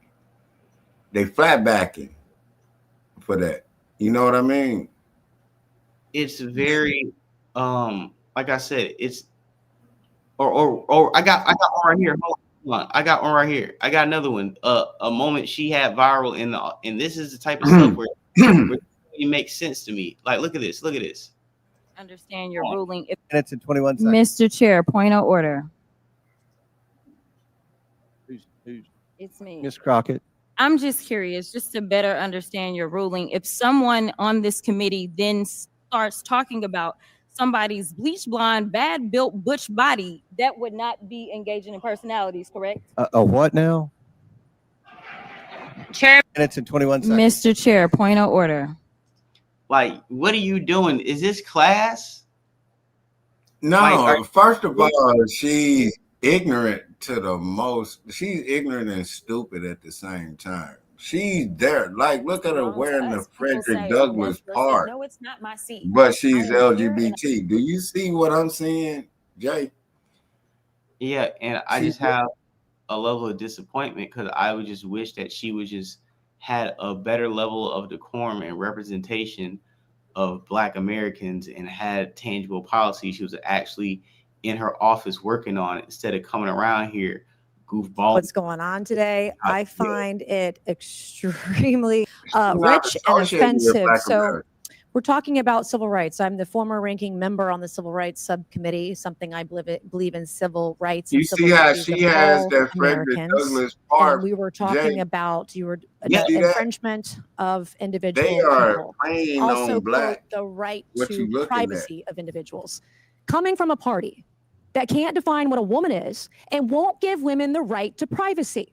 You all want men with penises, chicks with dicks, in the bathroom with us. You want women to be forced to undress. You know what I'm saying? I didn't know she was gonna cook like that. But pretty much what she's doing is like basically saying even the party represent doesn't even reflect, I think, even the values of most of America. And I keep saying if the Democrats want to do something different, you have to pivot from the places that you stand next to and what you represent. It's not an anti-trans, it's not an anti-women's rights campaign, it's not an anti-oppression anything. It's just what are you pro that the rest of America can meet you in the middle on? Why don't you get off these extremist points and just come close to the middle and find things that are bipartisan jobs that you can pass through the White House instead of trying to roadblock or trying to stand stiff on everything when you can clearly see that majority of Americans want to push for a certain policy or agenda. But you notice that most of them, you see the Frederick Douglass part in her hair, right? I'm telling you, look at this. She's talking Black rhetoric with the Frederick Douglass part, and then she realized she has to have the sister girl attitude kind of, but she's really telling some truth, if that makes sense. Yeah, and we also got to transfer this topic into sports, right? Yeah, let's go to sports. I'm with you, man. Hey, I'm enjoying. Thank you for having me up here, man. I'm enjoying this. Yeah, no, for sure. Until my laptop battery dies or the Wi-Fi starts doing backflips. Hey, man, I tried to do my last show and then the Wi-Fi was just crazy. But when I'm on somebody else's thing, it doesn't act up. Only when I try to go live. Ain't that weird? Yeah, yeah.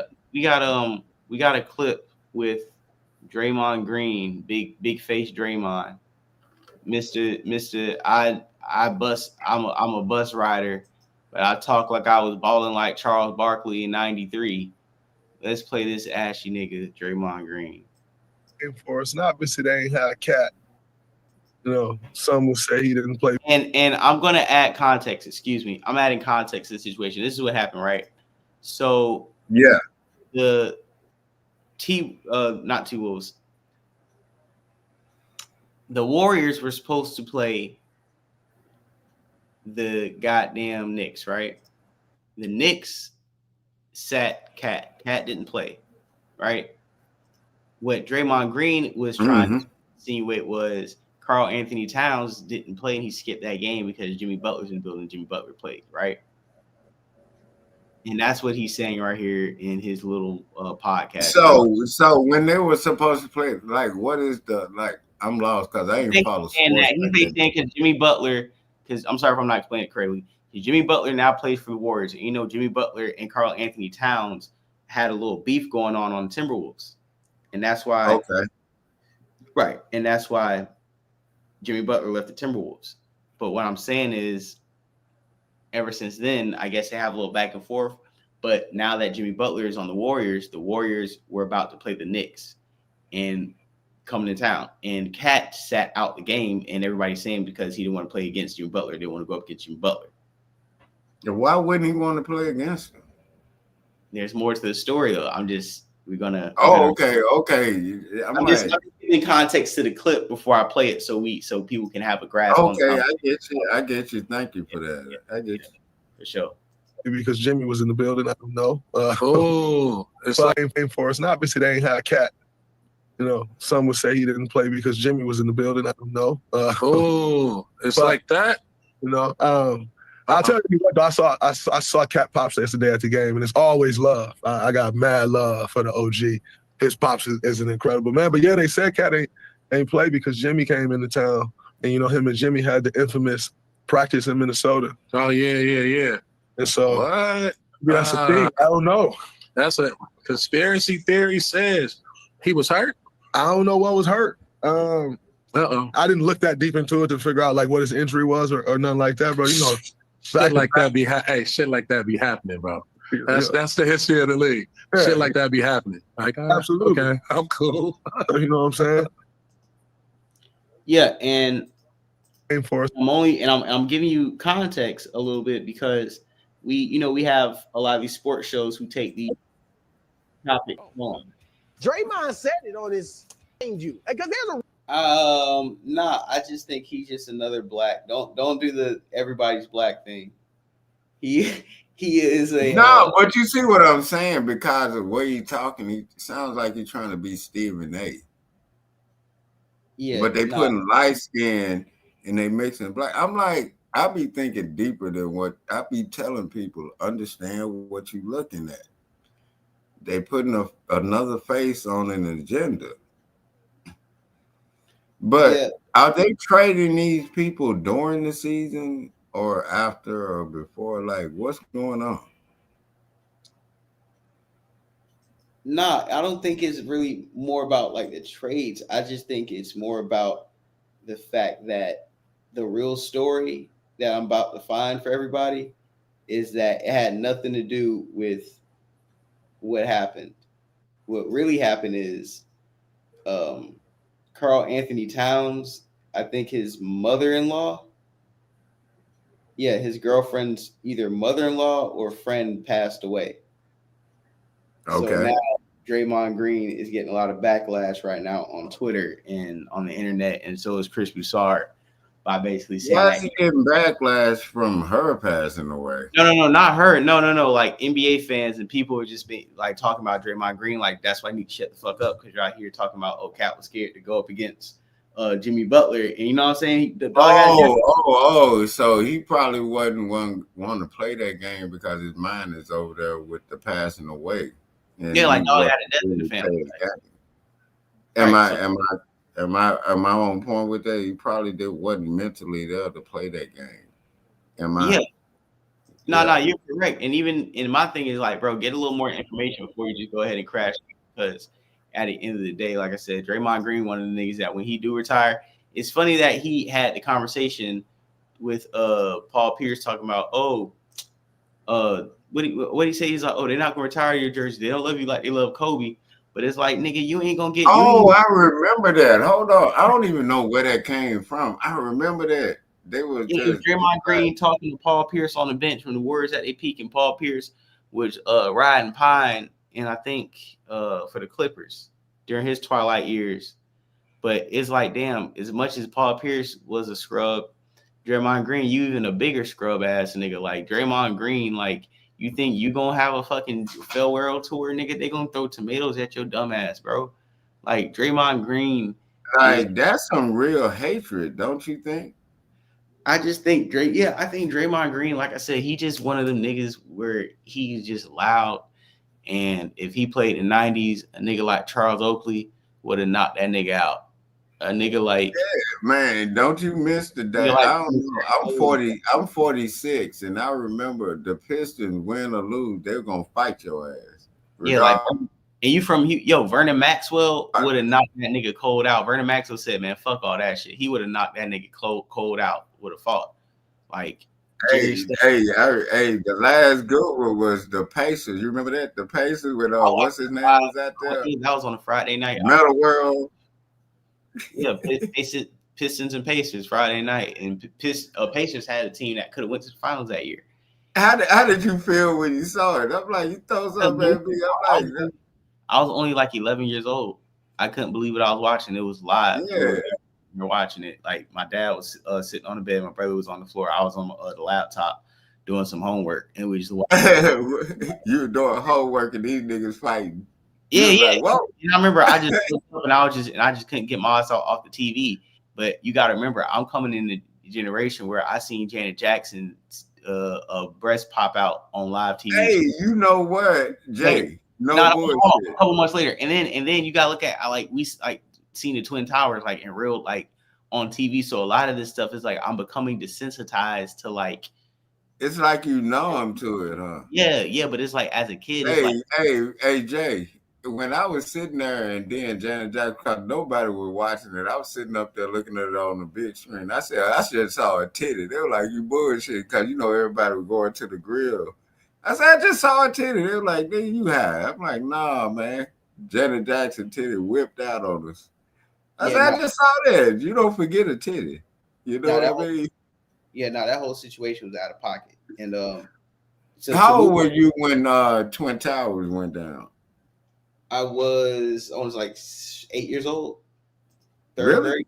Yeah. I remember a bunch of kids were getting taken out of school, and it was crazy. It was crazy. To be honest, I was with a crazy motherfucker. Her birthday is September 11th, and I left her but that's another situation. But she was like, "Man, they done did it." I'm like, "What they done did?" She was like, "They done attacked us." And I'm looking at it. I'm like, "Man, it's no way." These people, that was an inside job, dog.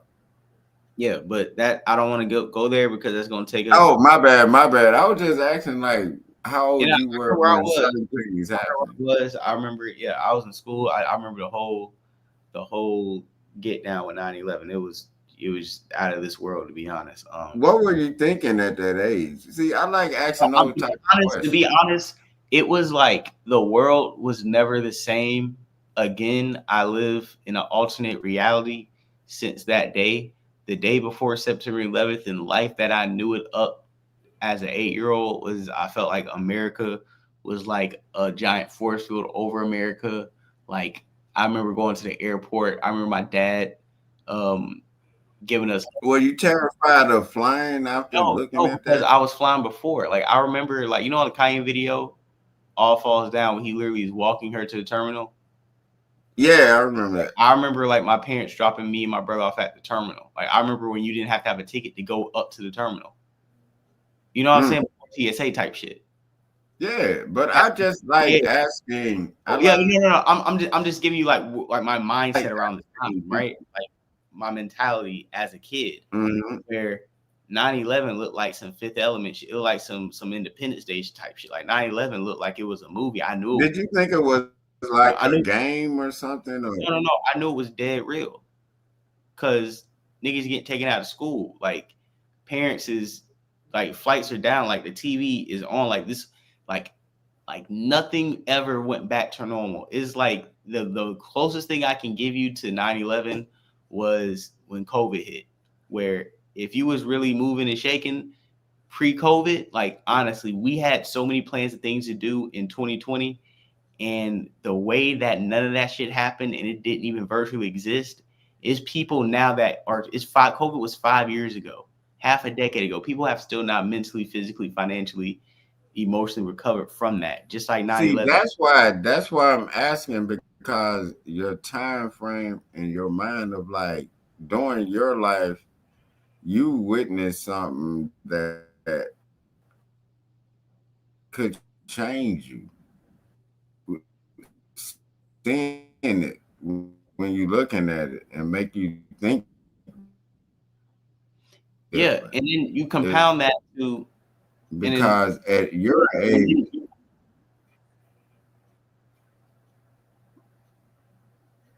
You there? Who the hell is that, Vlad? Yeah, I'm here. I told you I didn't move nothing. I'm like, No, man, it's keep the going, keep going. internet, man. It You're ain't me. talking more about just like the perspective of like. No, I'm saying like at the reason why I was asking you those questions because I'm 46, and then at you going at that age, and then the way you perceive things, like you ask people how they look at things when they going. Cause when I saw, you remember back, I don't know, this is Explorer back before the days when people were trying to go to space, and that shit blew up while we was in class looking at it. Challenger. We were like, damn. 85. Yeah, Challenger. Teacher died on there. That shit blew up. Dog, that shit blew up like a motherfucker. I'm like, God damn. And I ended up working at Space Center Houston. I'm like, what? No. But see, that was probably y'all, like Generation X, that was probably the most traumatic thing you guys like had to really go through before 9/11, right? Hey, but we did see Rodney King getting his ass whooped. Yeah, I think Rodney King, I think OJ, I think certain things did hit you guys on a racial level, but OJ, Rodney King, right? But from my standpoint, if I can give people like big ass moments that just shifted the fabric of what life was supposed to be before these things happened. 9/11 was the first one, right? Yeah. Second was the Great Recession of 2008 that really started to take place in 2006 because my mom, she works in the financial sector, so in the mortgage banking sector. So I was, and my pops was also with finance. So I just understood what was going on, like subprime mortgages, certain. I was seeing things happen in 06. So by the time 08 came, I remember people like literally taking out their 401k, like they couldn't even get to their 401ks. Yeah, in the middle of the week, like it's Wednesday, Thursday, shit going the fuck down. And it was like to the point where by the time 2 years later, because a lot of these things where we'll give a date on it, but the remnants and the cloud and the dust and the debris don't clear for another 2, 3, 4, 5, 10 years. So when we talk about 2006, 2008, so we get down to 2010, 11, I'm graduating 2011. You talk about kids who graduated around 08, kids who graduated 09, high school, college, getting jobs. Like my whole generation, like that whole millennial generation in class, nothing was there. Right. It's like a blank page, right? It was like when it was time for us to come up at bat to get the Generation X and like the boomer opportunities. Like when when you graduated high school, you could have got a job at Taco Bell right out of high school and paid a car note and had a little cool ass apartment, right? At 18. Yeah. When I came at up, 18. Right. When I came up, that was pretty much being removed because you couldn't get no jobs after 2008. So by the time and now it's to the point you can't name me an 18-year-old fresh out of high school that can pay for a 1-bedroom off a regular entry no skill job. That is, you know what? You just brought up a good ass thing. It's like a damn near 20-year gap when you think about it. Yeah. It's like they desensitized people. They just threw electronics in front of them and BS. And then they focused on that. Like what you just said, like, man, you get paid good at fast food restaurants right now. And then if you chilling out, you ain't trying to do all that, man, you can get you an apartment when you graduate. And then you already have FAFSA loans. So you can get into college and they pay for it and they pay for you to go to school. This is the point that I think a lot of people don't be grasping, right? Like when our parents came up, right? A house is probably cheap, but you know what's very expensive to have in your house? What? A TV, a home computer, a cell phone, a video game system. These things cost more than your mortgage, right? A CD but they still got them in there. Listen, that's why Mark was about to crash over that CD player. See, kids my age and younger don't understand why it's more silly to us as time goes on because we don't grasp the concept of how much a CD player cost back in the 1994-95 economy. A top of the line CD player. Man, them shits was like 200 and them shits was like 200 and plus. Like and then you got to hook it up in your car. Hey, look, Jay, check this out. Back in the 90s and early 2000s, you get the CD player, and then you have to connect that, and then have the cassette thing that The goes first aux into the cord. cassette. That was the first aux cord. Yeah, you know what I'm talking about, right? Yeah, bro. I was in the car with my parents and my cousins. I was there when niggas was doing it. That was the first aux cord. I remember when What you were doing? What you were getting? You were getting it in, dog. nigga, I was in the back seat making sure we ain't crash. I ain't had. I was I was there. Like even when, even when niggas had you were doing. Like niggas used to take cassettes and record the radio and make mixtapes out of that during certain radio segments. For certain DJ was coming on Friday night with my brother. Like me and my brother, Jay. We talking about before Napster and shit in the 90s. So when I be really talking, man, you brought up Napster. But I was around. You know, the first song I ever recorded, I had it with the dual cassette thing. I used to have to do it on one side, do it on the other, then switch it back around, do it on the other. That's how I recorded one of my first songs. That's what I'm saying.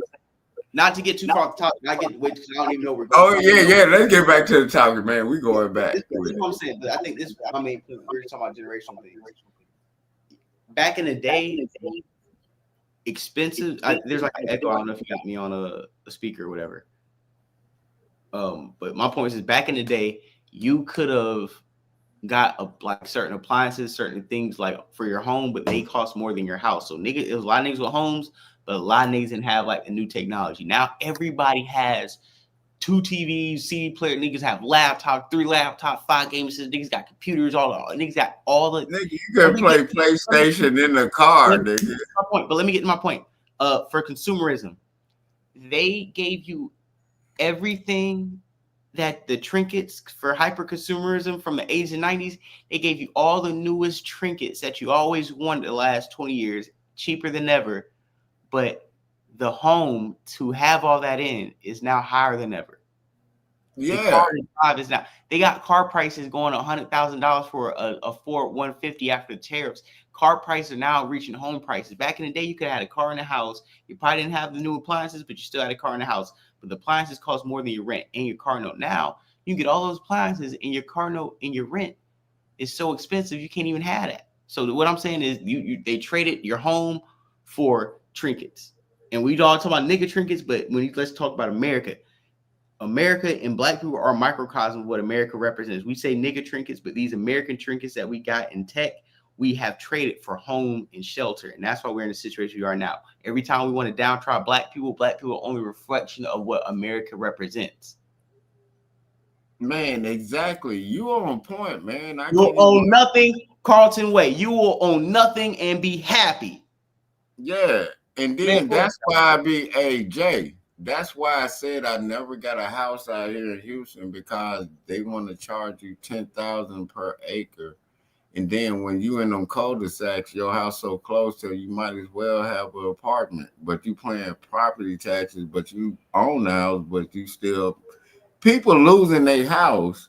They will actually pick your house up. Yeah, you own the house, but Dad told me, my dad you know what I'm talking about? I know what you're talking about. Even in Florida, like the house that my dad has was probably one of the last built in the early 90s that really gave niggas like a real backyard. Like you probably like a couple of acres backyard type shit. Like a real American backyard. Yeah. They start building houses on top of each other where niggas' backyard is, you know what I'm saying? It's like you know what I'm saying? Where you get a little tiny little pool area, if that, or a little tiny backyard with a fence right up next to it. And there's no backyard for your kids to play in. Like we used to host volleyball games in my dad's backyard. But that was when American houses, and I'm pretty sure you have them in Texas, that were built in like the late 80s, early 90s. Yeah. Little backyard. You know, I'm originally from Metcalf, Mississippi, Greenville area, but I went to California and Sacramento for 2 years and then moved to Houston in 99. Right. But in the South, you understand, because we have a lot of room. So when we start building up some of those housing developments and stuff in the late 80s and early 90s from the South, niggas had big front yards and backyards, right? And we ain't talking about $1 million. Yeah, we were used to land. We talking about new developments that cost under $100,000, like $92,000, $89,000 houses back in '92. You know what I'm saying? Those were reasonable prices. Mm-hmm. So it's not like, oh, you got all that land. No, you talking about niggas who's getting new development in the South getting land and getting houses for under $100,000, paying $600 a month for rent back in '92. We all know about oppression. Not oppression. We all know about refinancing and, you know what I'm saying, the loans. And like, so we already broke down subprime mortgages and stuff and house appreciation and stuff. And, you know what I'm saying? But at the end of the day, not to go on before we get on this next topic, at the end of the day, when you ask me about where I'm from, or not where I'm from, but the generation I was from and like things that have happened in generation millennial or the millennial generation, we pretty much got the leftovers in the scrap. Actually, we couldn't even get the leftovers in the scraps from the baby boomer generation and Generation X. The baby boomer generation, that either half of them got theirs and still don't want to pass it along, and the other half traded their liberation and financial liberation for swirling and civil rights inclusion benefits, right? And then y'all Generation X are latchkey kids and had to raise yourselves. And then by the time you guys got to adulthood and teenhood in the 90s with grunge niggas sagging and shooting each other, they don't want to take accountability, but they were high half the time doing disco and smoking crack all through the 80s, half of them, and the other half, you hopefully you put your kids through something. The other, you guys really have to fend for yourself, Generation X. So when it came time for us to come through, like I said, 2005, 2006, 2007 to the 8 up to 2010, after the Great Recession, Enron, the banking shit, everything that was put in place, like we didn't get anything. I was out here in Houston when Enron. Right. Yeah, huge. But them dudes are really committing suicide. What I'm saying is, like, nothing was there for the millennial generation when it was time for us to come to bat. When it's time for us to come to bat, we couldn't get that little McDonald's shop, get that apartment because my mom, like not my mom, but our parents were applying for McDonald's or applying for Lowe's or applying for Home Depot or TJ Maxx or Marshall. You know what I'm trying to say? Like, yeah, in the 90s and 2000s, your parents wouldn't even fathom having to get a job at because they're fast tracking in corporate America in the 80s and 90s. You know what I'm saying? The peak of America. Yeah, I'm understanding exactly what you're saying. That's why I like listening to what you saw. Fuck around and find out, and now you and Pops applying for the same job, and he can't even get one because he's overly qualified. Yeah, you know what? That never made sense. And that was, hey, Jay, we need a documentary on the reality of the Great Recession kids. Like that's like go ahead. Check me out, Jay. What you said? How the hell am I overqualified for a job? That made no sense to me, even in the 90s. Because we have a log jam. Because to apply for a job, but are you turning me down because I'm overqualified? But then they get less qualified people in there, and you like, what the? You know what I mean? Exactly. And my whole thing about the situation that I come from, and the reason why it may sound like I'm pessimistic, or it may sound like, okay, I have like some type of like perspective that may be a little unique. You got to remember, I like Tupac and Biggie died. I was 3. Like I remember I have really good memory, but I remember when like you were 3 years old when it happened. So you were 3 in 96. Yeah, 95. I remember when Tupac died and they played "I Ain't Mad at You" all week on the radio all day long. Like that is a real story. I remember like when Hail Mary came out and how hard, like as a kid. When Hail Mary came out, how you felt that when it came out? That was one of the first songs. I'm telling you, I will get my mom on the next stream. She would tell you that was one of the first songs I would remember as a kid. Like that was one of the hardest. songs. They almost didn't even put that song on that album. That's impossible. There was no way you could take that song off that album. Not even get on. That was like, look. They were saying, because I be listening to Reggie White sometimes. He like, man, he had to fight them to get that song on the album. That was the last song that he recorded. That was one of the best outlaw verse. Young Noble's verse on that song was one of the best outlaw verses we've ever gotten. Because some people say that Outlaws kind of fucked up a lot of Tupac songs. I just feel like. I think Pac just wanted them all on it because he knew everything you were going through. And Caesar Leo wasn't spitting no bar. A lot of niggas posse. Who is Caesar Leo? Lil C's. What I'm saying is Lil C's wasn't spitting nothing. That's what I'm saying. A lot of these posse ass niggas was not the only nigga I really no nigga got a Lil C's album. Don't Listen, nobody know a Lil C outside of song. Murphy. Listen, name me somebody like outside of Murphy Lee who was a part of another nigga rap posse who was really spitting and dropping hit songs on Mary. So what I'm saying with Hail Mary and that came out, I wasn't Man, like I said, Hail Mary when it came out, I was, you know what, Jay? I was sitting up, I was like, I was listening, I'm like, some of the most angriest motherfuckers. And then I was like playing songs, Hail Mary came up.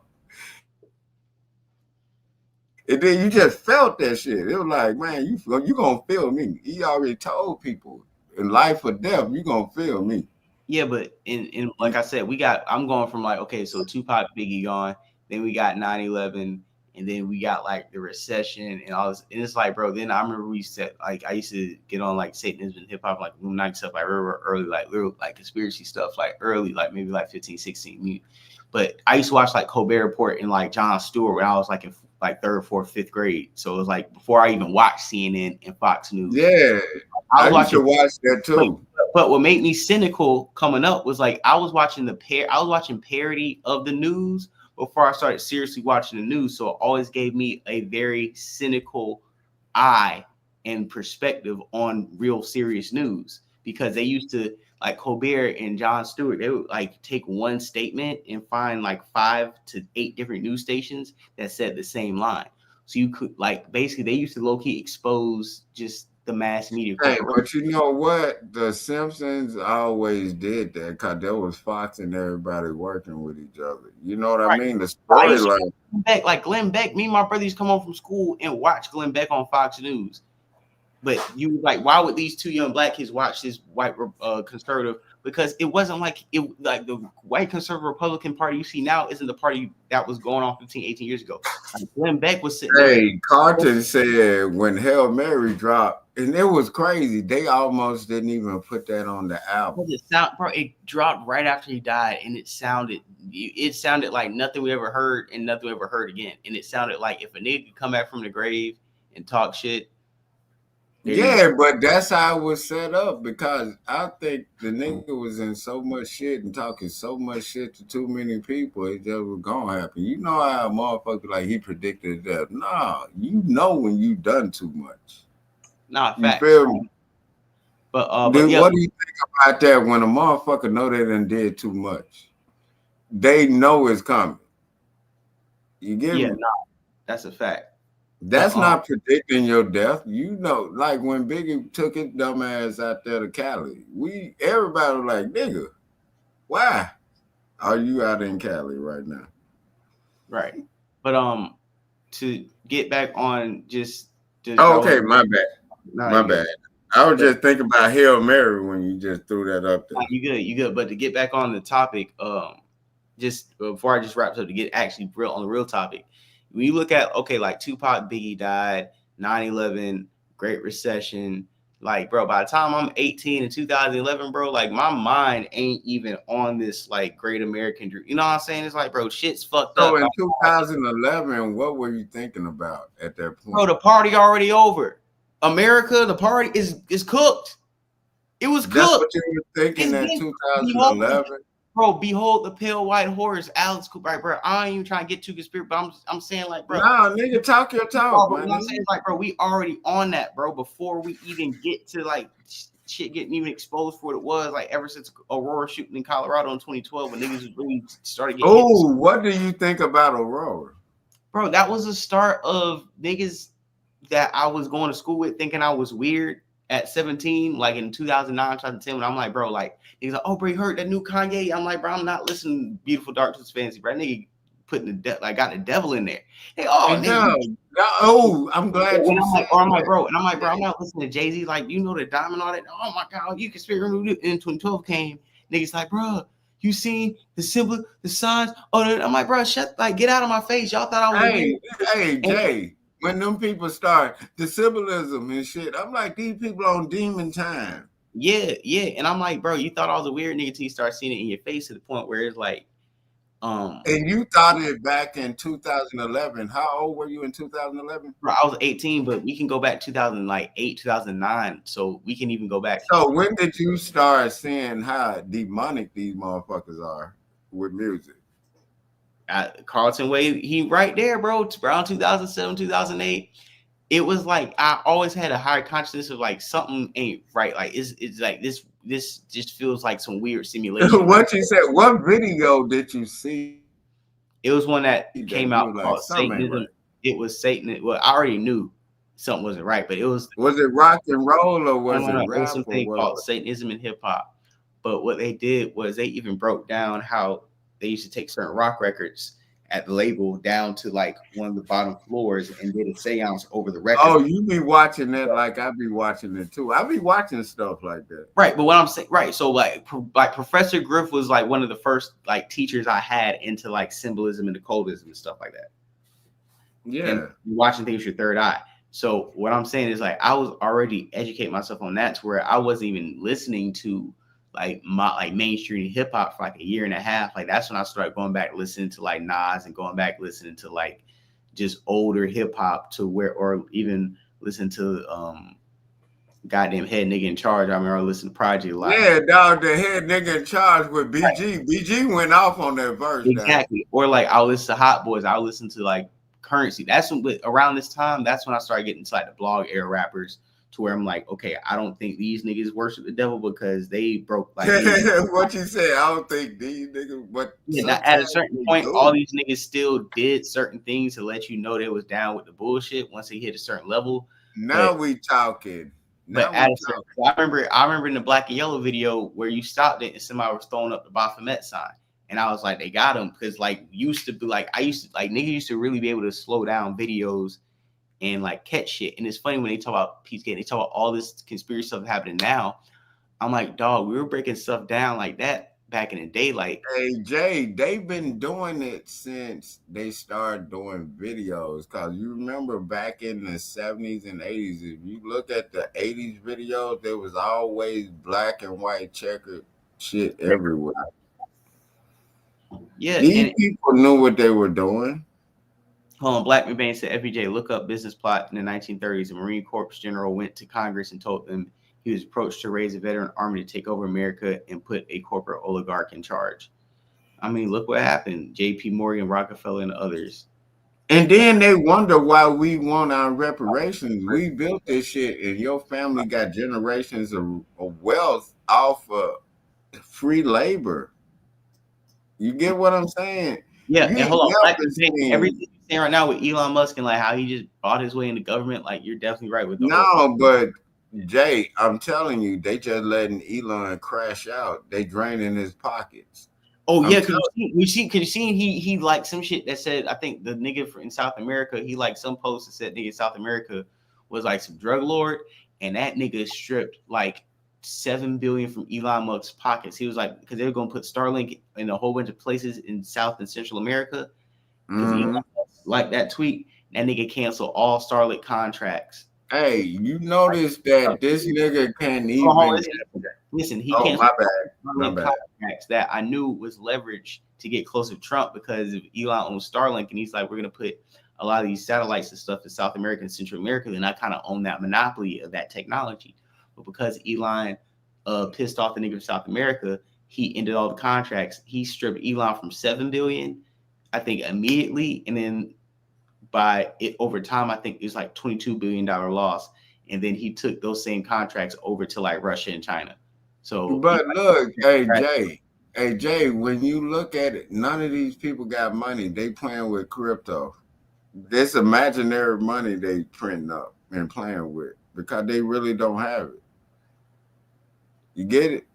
Yeah, dead ass, 100%. Nah, you get where I'm going with that, right? Yeah, where it's like they playing with monopoly money. It's like, and just like even Trump said something where he was like, basically a whole bunch of niggas like taint the market this week to buy it up at a lower price. Like, but think about it, Jay. Yeah. They really don't have no liquid money and nothing solid. They just doing a pyramid scheme on a world level, if that makes sense. Because notice, these people don't own none of the shit they talking about. No, none of them. You get what I'm saying? Yeah, no, 100%. But let me see where we're at on time. Okay, we're going on time. Okay, well, man, thank you for having me on your show. Oh, first of all, God damn it, I got to show my face on your show. God damn it. Thank you for having me up on this motherfucker. You know what I'm talking about? God damn it. Thank you for having me on your show, man. And I really do appreciate you. And then your knowledge is like it was at my age when I was your age, when I was thinking about it. Yeah. You know what I mean? Nah, dead ass. I'm proud of you. I'm proud of you. You not like I was at your age out here. Goddamn it, running the streets, doing what I was doing. You focus. Look at that boy. Hey, I appreciate you. And cheers, my nigga. No bullshit. Nah, hey, yo, you already. Hey, listen, man. Listen. Like I said, bro, it's Throwback Thursday, what man. You drinking on that goose? You drinking on that goose? Man, look, hey, man, enjoy your life right now, man. And you got a good head on your shoulders, and you thinking, and I'm proud of you. You feel me? Yeah. I appreciate it. Ain't nobody told you that in years, nigga. I'm proud of you, man. No, I appreciate because like even things we do in this content space, I'm trying to just, like I said, just bring something original and just bring a different perspective to what we do. And hopefully, like I said, build a platform because people, like I said, I get some cash apps here and there, but like people really do support platform. I was off from stream for almost 100 days, just, winter break, you know what I'm saying, holidays and stuff, and then traveling. And on top of the fact that all the news was Diddy. Man, explore the world, my nigga. Explore the world. Come back, but I'm saying like to come back and have people still like show me love and support the show. Like this is why came back and started streaming and getting back to work because y'all. I'm real proud of you, man. I'm real proud of you, man. You doing a good job, man. And then you understand it like everybody else. And then at your age, at that time, I was talking like you, but I kind of had a little hiccup with like people going at me, and then I was like quit playing with me type thing. But you more responsible when you're thinking, you know what I mean? And then, but you on point, man. Just stay on what you doing, man. I'm proud of you, brother. You feel me? I appreciate it, man. I appreciate it, dog. Like I'm real proud of you. If it's okay, can I share this on my goddamn show? No, you definitely can. Like, I'm not one of them niggas that listen, bro. Like, I'm not like if somebody reshares it, like I'm a trip because I feel like you reposting just helping the algorithm grow. Like, I'm not big enough. I'm not big enough to do copyrights for real. Like, well, unless you like defaming me, then like but like. Yeah, if you defaming somebody, I don't want you sharing my shit. At the same time, I don't really care. Talking shit, Jack. Yeah, it's like for me, I don't really care because it's nothing to defame. It's really just free promo. Like, so go ahead. Like, it's like back in the days when we used to do like coming out the trunk with your shit. Yeah, like the best thing you can do for me if you hate on me is don't share my shit. Like, don't even talk about me. Like, don't even do none of that shit. Like, because if you try to like use my platform and repost me for like content, it's only gonna help me. At least acknowledge me. Don't even do that. I'm like this. Just because I remember that one African dude, I forgot his name, Mbute or whatever, who came on. What'd you say? He's from Africa? Yeah, because he came on Starport and tried to like try to. What is Starport? I don't even know. He just has his own platform and he tried to crash out. And then I brought him on my platform. He was talking about his own. He was talking about me on his own show. Then I brought him on mine, and all his followers came on my live. And I filleted that nigga up. Actually, what you did? You sauteed that nigga? Man, I sauteed that nigga the FBA way. What was he talking about when he? What was he talking about when he came over there with that? One of those guys. I'm about to drop in a live chat. He was just one of those guys who comes like trying to get a name off, like trying. You know what I'm saying? Like trying to. Oh, he's a tether. He's a tether. Yeah. It's like you were trying to get some clout. It's like, hey Jay, people are tethers of all colors, but they tether off success. Bro, that's another reason. Now I'm gonna keep it a buck. That's another reason why I kind of backed away from a few people that. You get what I'm saying? People tether off your success. Yeah, they'll come up here try to start a fake argument, fake beef, fake everything, and I'm like, man, just let them talk. If I don't like you, I'm a copyright strike your shit if you use my shit. That's just what it is. Sad but true. I'm gonna find this one when I fired off on his African. That boy say, what you say, Jay? You finna find this motherfucker. Nah, dead ass, because this was a classic episode. I'm just trying to figure out what part. You know what? One of my most. I had a lot of shows that got took down by LGBT motherfuckers. And motherfuckers, that's just what it is. They just, if you don't agree with them, they'll attack you, but they coming to you to do that. You gotta watch these motherfuckers. You know what I'm talking about? Yeah. You gotta. You get what I'm saying? It's like weird. Like, why are you that crazy to come over to my page, try to argue with me, so you can clip it to put it on your shit? Me and Star actually was talking about that. And man, Star the nigga. Man, Star, man, that nigga the one got the mean goddamn on here just talking my shit. I still got all my channels, but it was a lot of videos that were wild as fuck. And I just don't. I go to the channels every now and again and let them know where to come. But man, I like the way that you doing and handling your business. You feel me? Hold on. I found it. Here we go. Hold on. What is it? Is it the fuck shit? It's definitely fuck shit. I had to find it. Right? Let's see this, dog. Let's see it. Hey, look at this. Look at this tether. Since this tether's talking, let's watch how I packed out a tether here. Hold on. Let's go. Let's go, man. Hold on. Let me see. Which one is the tether? Some wallpaper behind. You get your McDonald's Wi-Fi. Yeah, but because he got the wallpaper behind McDonald's Wi-Fi, you're never gonna see where he actually lives. Seeing he was homeless in Cleveland for about 2-3 years. Can you speak on you being home? Look at he's drinking. You're drinking on camera. Already drunk, delusional, wino, drinking a Bud Light.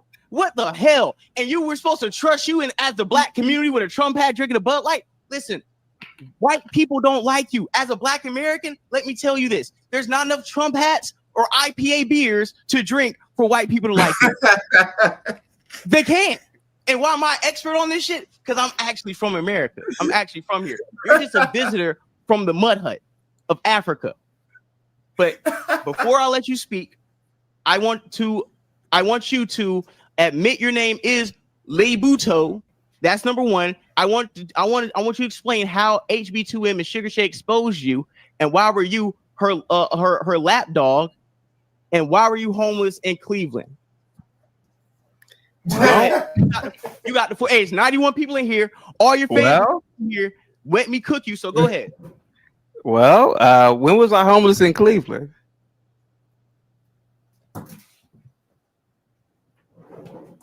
I'm giving you the floor. Explain why you were homeless in Cleveland. I gave you the floor.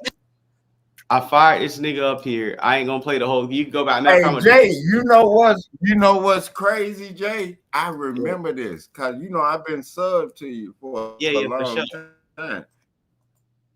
I remember this tether ass nigga. Yeah, you lit his ass up, dog.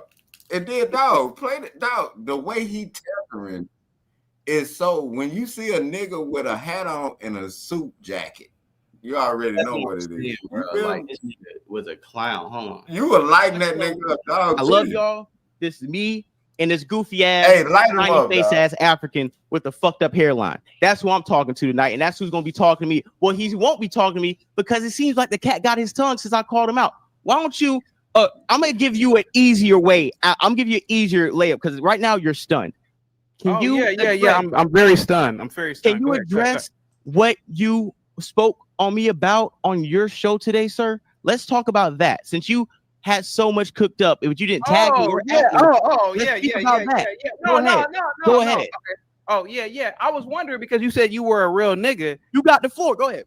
Oh, cool. So I was wondering, you said you were a real nigga. So I was trying to figure out how I could be a real nigga like you. So I was just wondering, does NASA hire real niggas to be astronauts? Do the top law firms or the top engineering firms in America hire real niggas like you? I was just wondering, right? So do the top Fortune 500 companies hire real niggas? I was just wondering. You said because you made being a real nigga sound really popular. So I was trying to figure that out. That's all I was saying on my channel. But go ahead. Do you work for NASA? Yes or no? These yes or no questions. No, I don't. No. I don't. Do you work for a Fortune 500 company? Yes or no? Currently, no. Do you work for a law firm? Yes or no? Currently, no. Well, how do you know where the fuck real niggas work when you don't work at any of these I'm places? asking you. No, sir. Okay, so where do real niggas work at? How are you qualified to tell a nigga? How are you qualified to tell? Hey, Jay, this is exactly what I'm talking about. You were firing this nigga up because when you see a nigga sitting up there, first of all, the nigga scamming. You were lighting this dude up. How you gonna tell us about something you don't know nothing about? You were lighting him up. You were like Trump at the speech on this nigga, dog. I'm proud of you, man. It's like, nigga, you are a tether. Like, how dare you just like Colombian ass? Hey, Jay, what you tell him? First of all, he a tether. Yeah, first of all, you a tether, door dashing, sitting in the McDonald's bathroom handicap stall using the Wi-Fi, bouncing your laptop on a bottle. Nigga got on a mega hat with a suit jacket on. First of all, that's tether behavior. That's tether wardrobe. Yeah. Like he got the tether uniform on. And it's like bro, you're a walking caricature. It's like, bro, this is too easy. This is way too easy. It's like you're setting yourself. You was study telling this motherfucker, like, you ignorant motherfucker.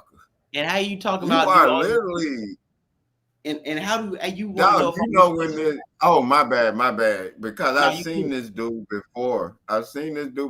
And I wanted to light his ass up, but I'm like, he was on somebody else's platform talking that same shit, but you lit his ass up. Platform, bucking his eyes, cooning, showing all his teeth.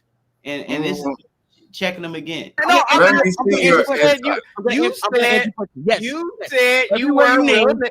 Yes, you said you were a real nigga. I'm asking you, where do real niggas work at? Real niggas work at NASA. Real niggas work at NASA. Hey, NASA, do you hire real niggas? Real niggas work in politics. Real niggas work. Hold on. And I say, hey, NASA, do you hire real niggas? They're gonna say they hire real niggas. Go ahead. I'm asking you. No, that's what you said. You said that you literally NASA just said, literally just said they hire real niggas, right? They do. I answered you. They do.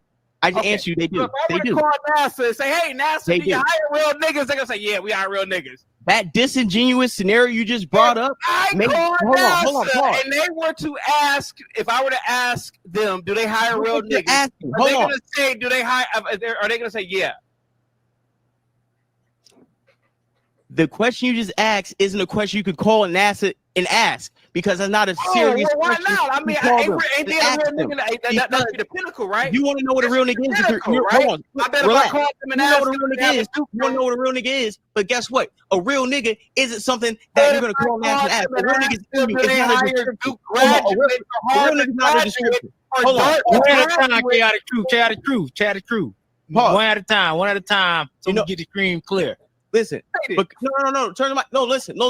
Because we had to put him. We had to cut his mic off because the tether was crashing out, and it's like, you're not gonna get on my show and crash out. Hey, Jay, you want to know some trill shit? I've seen this dude on other panels trying to pour this banana boat shit, and you were lighting his ass up. I'm telling you, I'm proud of you for doing that, because this dude does that. This is what we be talking about. Just because you got black skin. Because if you see a nigga with a hat on, with a jacket, that's tether. Absolutely. You're trying to assimilate to white culture with a champagne. And you are the clown in the situation. Like, man, you did a good job on this nigga, cause that nigga really irritates me. If that nigga ever popped up on this show and I'm up here, nigga, we gonna light that nigga up. He ain't gonna want that smoke. I'm like, nigga, if you use our content, nigga, we gonna flag everything you do, nigga. These are the niggas we talking about, dog. That's what I'm saying. Niggas like him, Sonny Digital, and it's like people want to say FBA. Man, dog, I can't stand these kind of niggas and niggas of all colors and creeds, my nigga. You throw your stone, then we fire your ass up. Then you want to go hide your hand screaming, But this Yeah, is they throw because we're having a stones conversation at here, their and when head. you're getting cooked, you want to overtalk. You're doing the same thing you said I did on Starport, right? We're not cutting Yes your or no? mic one at a Yes or time, no? chaotic. But chaotic. You did the same thing on the Starport, right? You live, your mic live. So this is what I'm saying. This is what I'm saying. What I'm saying with you, you ask me a question, and when I'm trying to answer, you start going crazy because you're drunk right now off of Bud Light. But listen, a real nigga. Let me give a translation, because so your white audience that likes to see you tap dance and shuck and jive for them, because you know that's what you like to do for white people. You entertain them. Let me tell you what a real nigga is. Let me give it in layman's terms. Real nigga is like a real person, a genuine person who stands on principles, on morals. Yeah, Obama a real nigga. I'm going to finish. I'm catching all of his. Did you see his gay pose after he showed Blue Moon beer? Who the fuck drinks that? But them damn Africans. I'm peeping all of his cheesecake mannerisms. Yeah, cake ass nigga, man. And it's dog, notice who the fuck drinks Blue Moon? But bro, I don't even know white bro.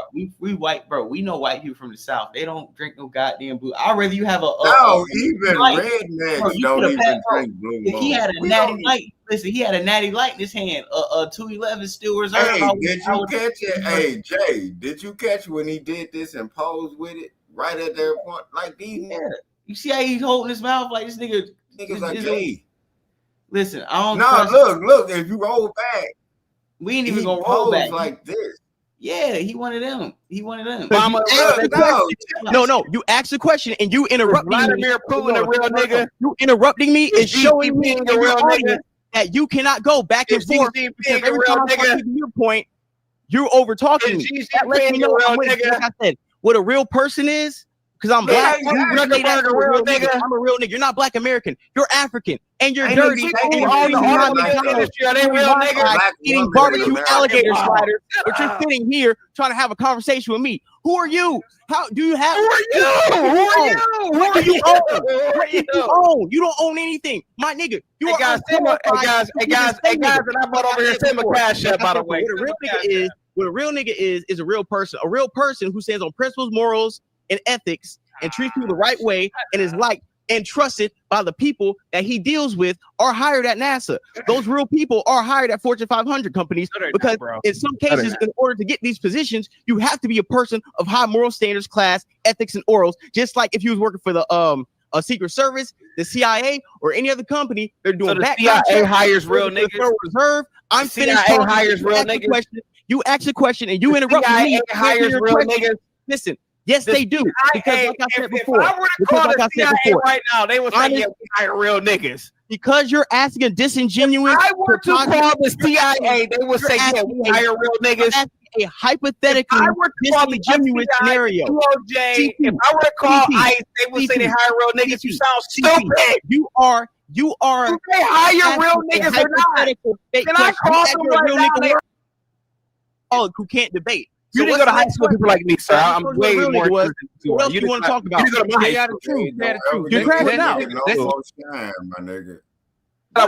Don't ever get this nigga no more shine. Continue on what you said about me on your show. What else you said about me, sir? I'm homeless. You're homeless. And this is the point. We ain't gotta play it all because I ain't gonna replay a whole nother show. But this is my point. For anybody who's new to the platform, bro, I have fried tethers up on their own show. I've brought tethers on my show. No, hey, if you ever listen to my show, I'd be more brutal than most. Yeah, Jay, and bro, Jay, I think like what you did to him, you don't need to get this nigga no more shine because this nigga is in tether uniform, and all you got to do is show up, and you be like, nigga, you on my platform. You use my shit. When you come over here, nigga, I'm flagging it. Yeah, because I fired him up. I kept firing him up throughout the thing, but because we were talking about Tether Sony Digital, I want to drop the link of this episode and remind niggas that even when coons sit on live and think they got platforms, I will still bring them to the depths of hell and fry them up with their. Hey, I'm proud of you. Hey, Jay, I'm proud of you. I'm letting Tethers know, let FBA know. I'm even letting Pan-Africanists know that I'm all for Black unity, but I will defend my culture if a Tether. Yeah, look, you never say a Jamaican say they Black Jamaican. Nah, you just Jamaican. And that's cool. Just be Jamaican. I don't never hear a Nigerian say I'm black Nigerian. Yeah, I don't want anybody to be anything that they don't want to be. Just don't tell me who I am. Yeah, exactly.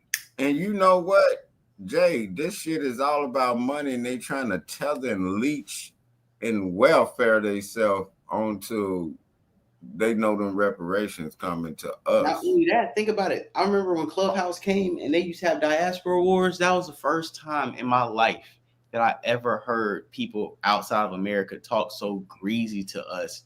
And I was just, I was doing that shit on MySpace. I remember when I was arguing with, it was a light-skinned nigga from the UK. I ain't you light-skinned niggas. Listen, this nigga looked like he could be like my brother and my cousin. Disconnect and his refusal to just like, because I was on some Pan-African shit like, bro, we look just alike. Like, what are you talking about? And his dismissive tone really was like, okay, y'all really on some bullshit, huh? Say less. And hey, Jay. Hold on, from Clubhouse 2020. Hey, check this out. When you first realized that. Oh, my bad. I first realized that in Clubhouse. And then seeing this shit pour over to Twitter. And then to see these people cosplay. And it was like a Pan-African version of like Satanism and hip hop, like 2.0. Like when you think that you living in something that ain't really in, is the opposite of what you think. It's like the Matrix to you. Right. Once I understood that this whole Pan-Africanism thing is a ploy, just like that Black and Brown coalition is a ploy for everybody else to get what's owed Black Americans, then I'm like, all right, I just gotta rep my set like everybody else doing. And man, you know how fucked up it is to see somebody look like you but ain't you, and they hate you more than. It's like they looking in the mirror, but they hate you more. That's what I came to realize. And then when I'm having conversations, they trying to tell me about my lineage and telling me I'm an immigrant like them. And I'm like, bro, we're not even classified as immigrants. Like we're not even that's my thing, Jay. And it's like and not even classified. That's a damn. After I tell you that a slave and an immigrant are two different things, for you to even have rebuttal to me is like disrespectful to the point of like I might want to put my hands on you because that's like I'm not gonna go to an Igbo tribe and tell them what the white man told me about them to them about their own history. How the fuck you gonna tell me what I am when I know what I am? They notice they like I'm Nigerian, I'm African, this and they never say black. Cool. And it's like this: you can be notice, hey Jay, notice they never say black. Right, and I'm fine with that. And I'm fine with that. Just like I told Killer, when you have your Puerto Rican Day parade, when you have your Trinity parade, when you have your Jamaican parade, when you have your DR parade, I'll be there right with y'all, turning up. Where's the MLK parade in Africa? No, but what I'm saying is when all these other ethnicities have their parades and stuff, I'll be right with y'all. I ain't with them motherfuckers. I don't like them. This is what I'm saying. No, but this is what I'm saying is it's genuine. But when we have our Black American parade, we have our Juneteenth celebration, whatever, right? Keep the same energy we had when it was Dominican Day parade. Are they celebrating anything like that in Africa? Even if they are, we minding our business and let y'all celebrate that. That's the principle. Whatever y'all. My point is it an MLK Day in Africa? No, hell no. That's my point. I'm like, y'all sitting over here talking that shit. That means we're distinct to where we at. You get what I'm saying? They don't have MLK Day. They don't have MLK Street. They don't have Malcolm X. Nothing flying over there, U.S. like nothing. How the fuck you gonna sit up here and tell us what we are? Ask an African, is there an MLK Street? Like, I'm not gonna go to South Africa and go to a Black South African and tell them who they are based off of what a Boer or Afrikaner told me about a Black South African. They would look at me in my face, a nigga from Johannesburg, be like, so wait a minute, a Boer or Afrikaner told you my history and you're going to correct me and my people off what somebody else told you about me who just got over here. Yeah, exactly. They try to sit up and I'm like, motherfucker, we can't do that over there. Where's MLK Boulevard in Africa? I always ask them. Yeah, can I go to the Congo and run for Congress? Man, what? I don't want to get on no giraffe and shit and goddamn get out there to move around. And it's not that we wouldn't do it or we wouldn't like help her like do on this Pan Africa. But I think what the problem is, what they have with Black Americans is like with civil rights and Reconstruction for the last 200 years outside of the Haitian Revolution, every like Black advancement and invention was pretty much done by a Black American in like when it comes to like civil rights and like the advancement of Black people. Yeah. Right.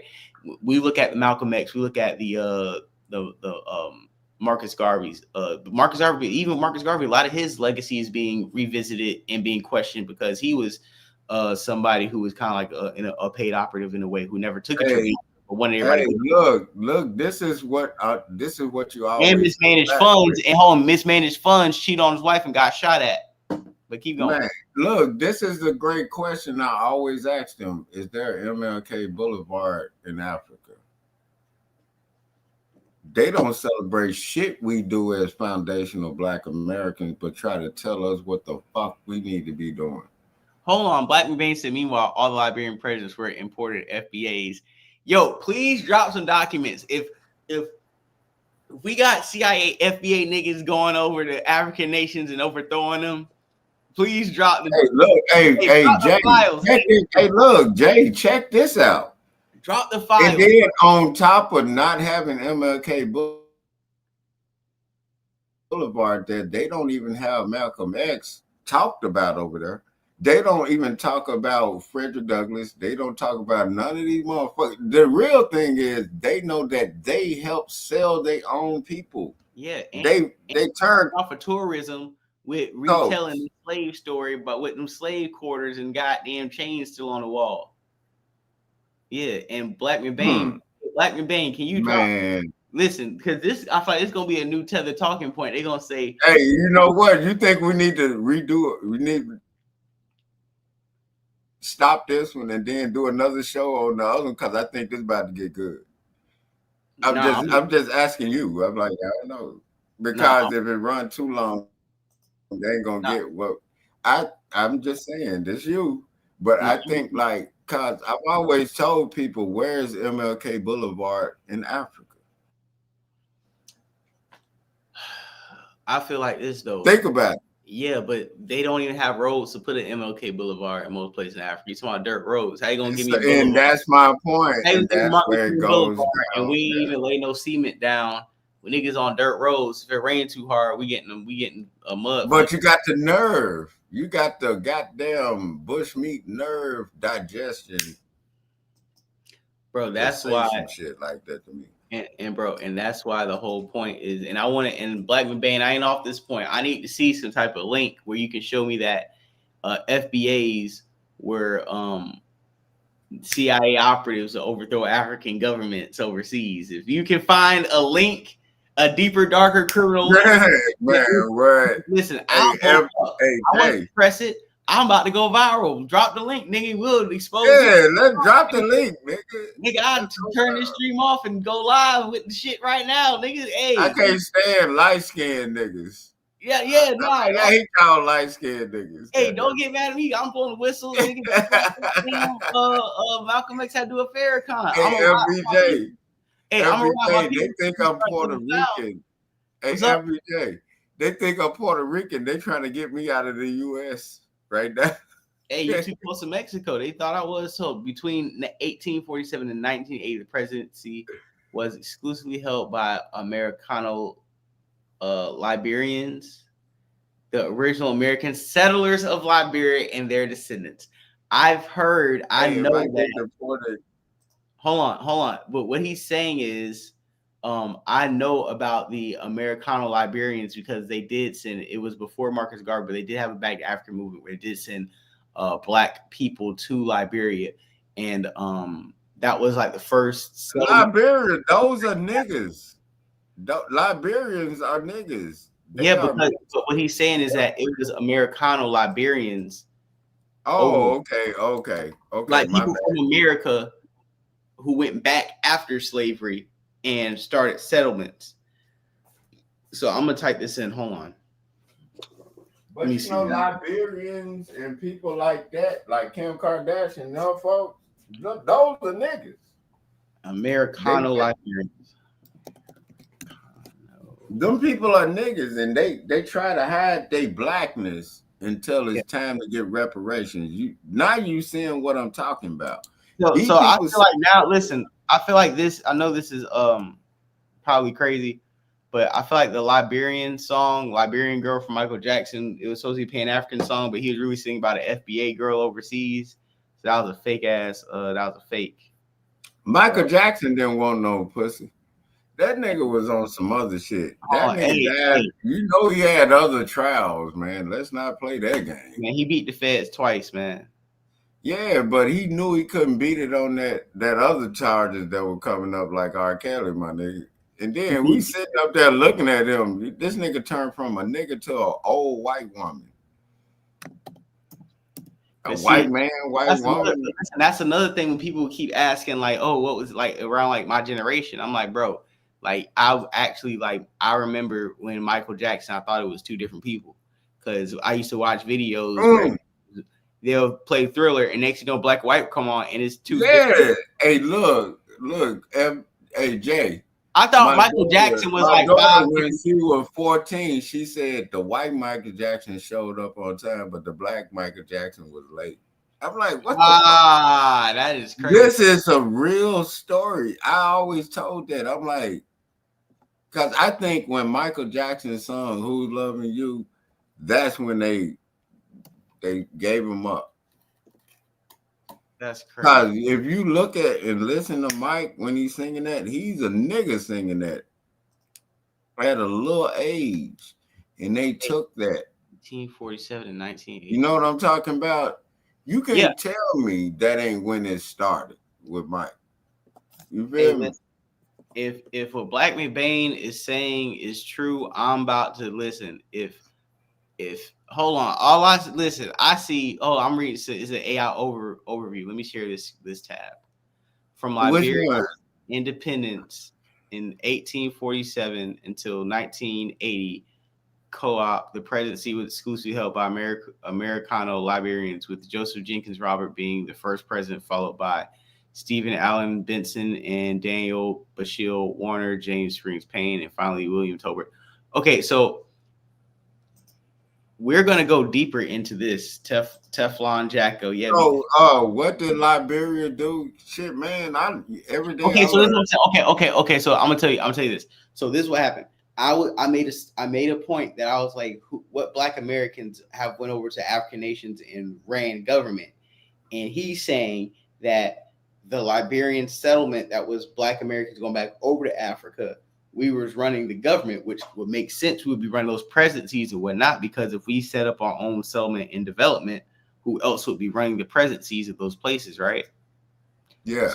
So this is a revelation I didn't know, but now that I know this, I'm going to do some research on it, and I want to know. Hey, but you know what? Anytime you see a person with colored hair, they got nigga in them. It's real simple. Yeah. That's all I can tell you when you see curly hair. But this is what I'm saying. Before, because I'm probably gonna sign out in a minute. Man, hey, thank you for having me. No, you got okay, I'm good. You got to sign out. I was just about to say, I am gonna sign out shortly, only because I got some sesame chicken and fried rice that I'm gonna eat. This nigga, goddamn it, and you talking? Hold on. Ordering from the Chinese. Hold on, hey, listen. Treacherous. Hey, listen, man. Listen, man. I'm on the bullshit. Y'all know me, man. I keep that. Listen, sometimes every couple months, sometimes I crash out. My wife Mexican, so I always gotta remind niggas, like, one of my favorite songs is Kendrick Lamar. When Kendrick Lamar said, "I'm not your savior." Every time, even though I rep, listen, I am not going to be the next leader in doing everything right and doing everything pro-Black. Like, I'm gonna go get me some Chinese food and go hit some Hispanic women. Like, I'm still rep for niggas, but I'm gonna do me like everybody else. I rep for niggas, but niggas come in all colors and creeds. Not only that, bro, I'm still gonna do me, because at the end of the day, we got a platform where if Sony Digital or we get Kumbutu over there, we're gonna go live. That boy said Kumbutu. Yeah, we'll go live. Or if Black McBain drops the knowledge about Jay, when you end this one, do you feel like doing a hip-hop stream and just listening to the shit we talk about? Because when you get a buzz, you just want to hear music. You know that. I might, but I'm saying if you want to, nigga, I'll be over there, man. I support you, man. And then yeah, I'll be honest. when I was your age, I thought just like you. Yeah, I'll be honest. The only reason I'm probably gonna like chill is because I know I got some shit a little bit to do tomorrow. Like, I'll probably do like a hip hop stream. Hey, FBJ, just in the comments after the video, leave your email so I can send you my number so you can hear what I'm listening to. I'm like, God damn. Matter of fact, you know what Houston I'm gonna do? You know what I'm gonna do?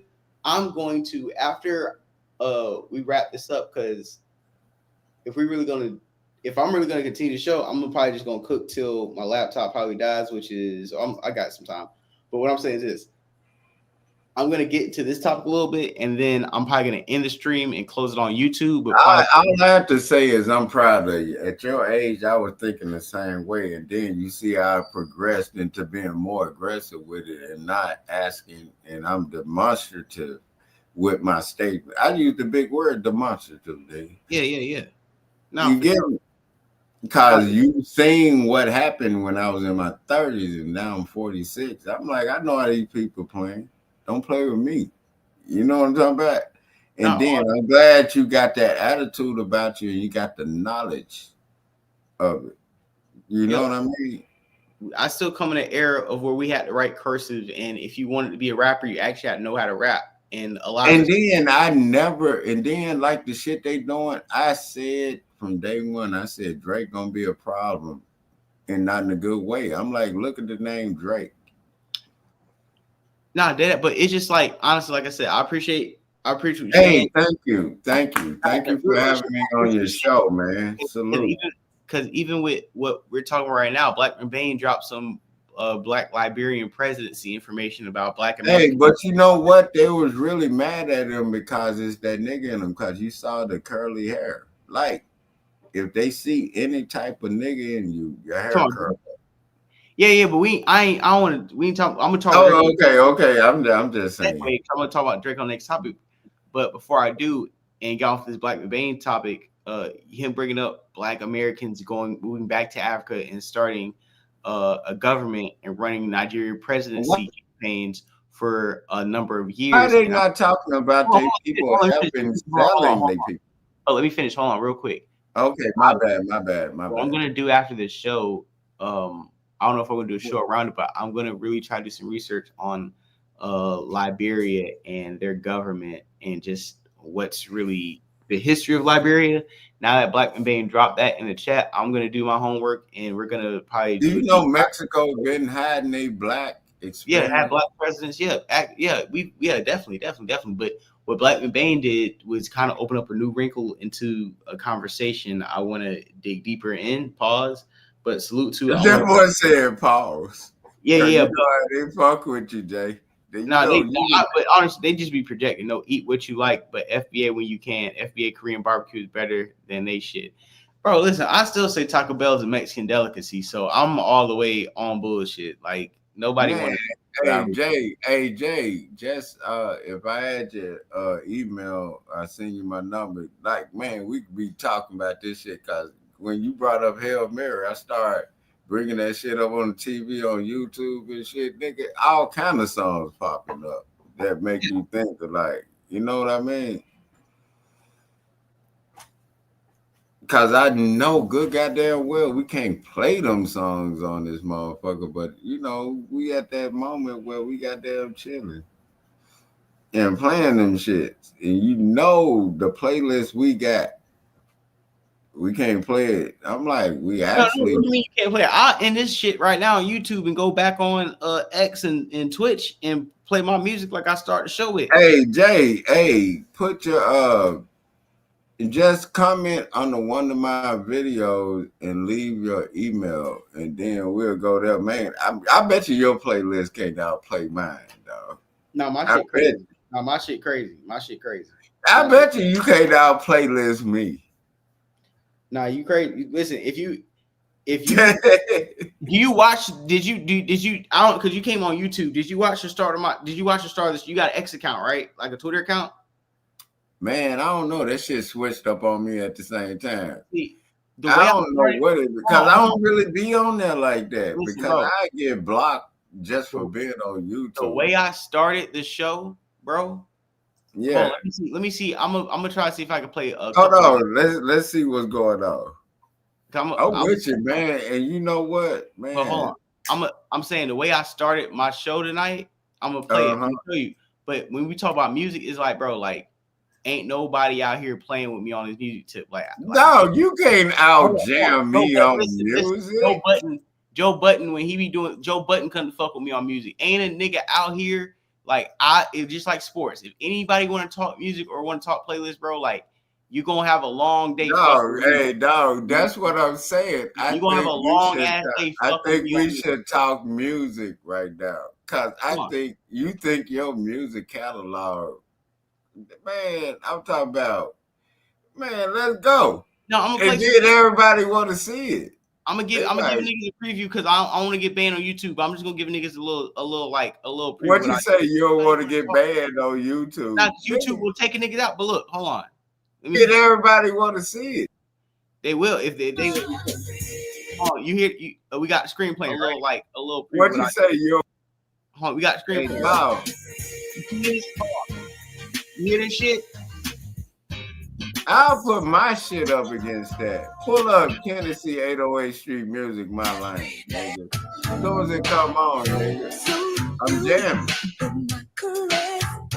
Man, what? Nigga, you don't know nothing about that. Don't you? You can't. What you mean? Hold on. I think niggas do what you mean? Hold on. Hold on, we got numbers. Man, you have no clue of the music.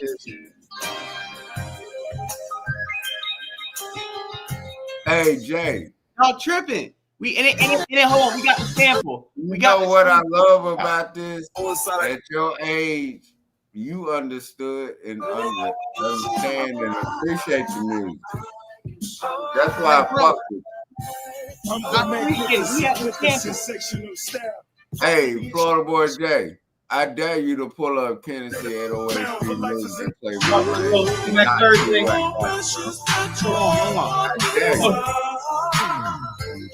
Want the Dan Marino? House shows can't show. You hanging up your shoes, nigga? Come on. You never seen a plug before. Like I would have to. You. Yeah. Hey, Florida Boy Jay, I guarantee you, if you pull up Tennessee 808 Street Music, My Lane, that song, everybody talking about My Lane and all this, you wonder where they get it from. That's a 15-year-old song, and they are talking about My Lane. I'm telling you. Yeah, look up. What song? No, I'm telling you, this is not no cap. No, bro, I can't play it on YouTube. Like even the song, I just had to play a little 5 seconds.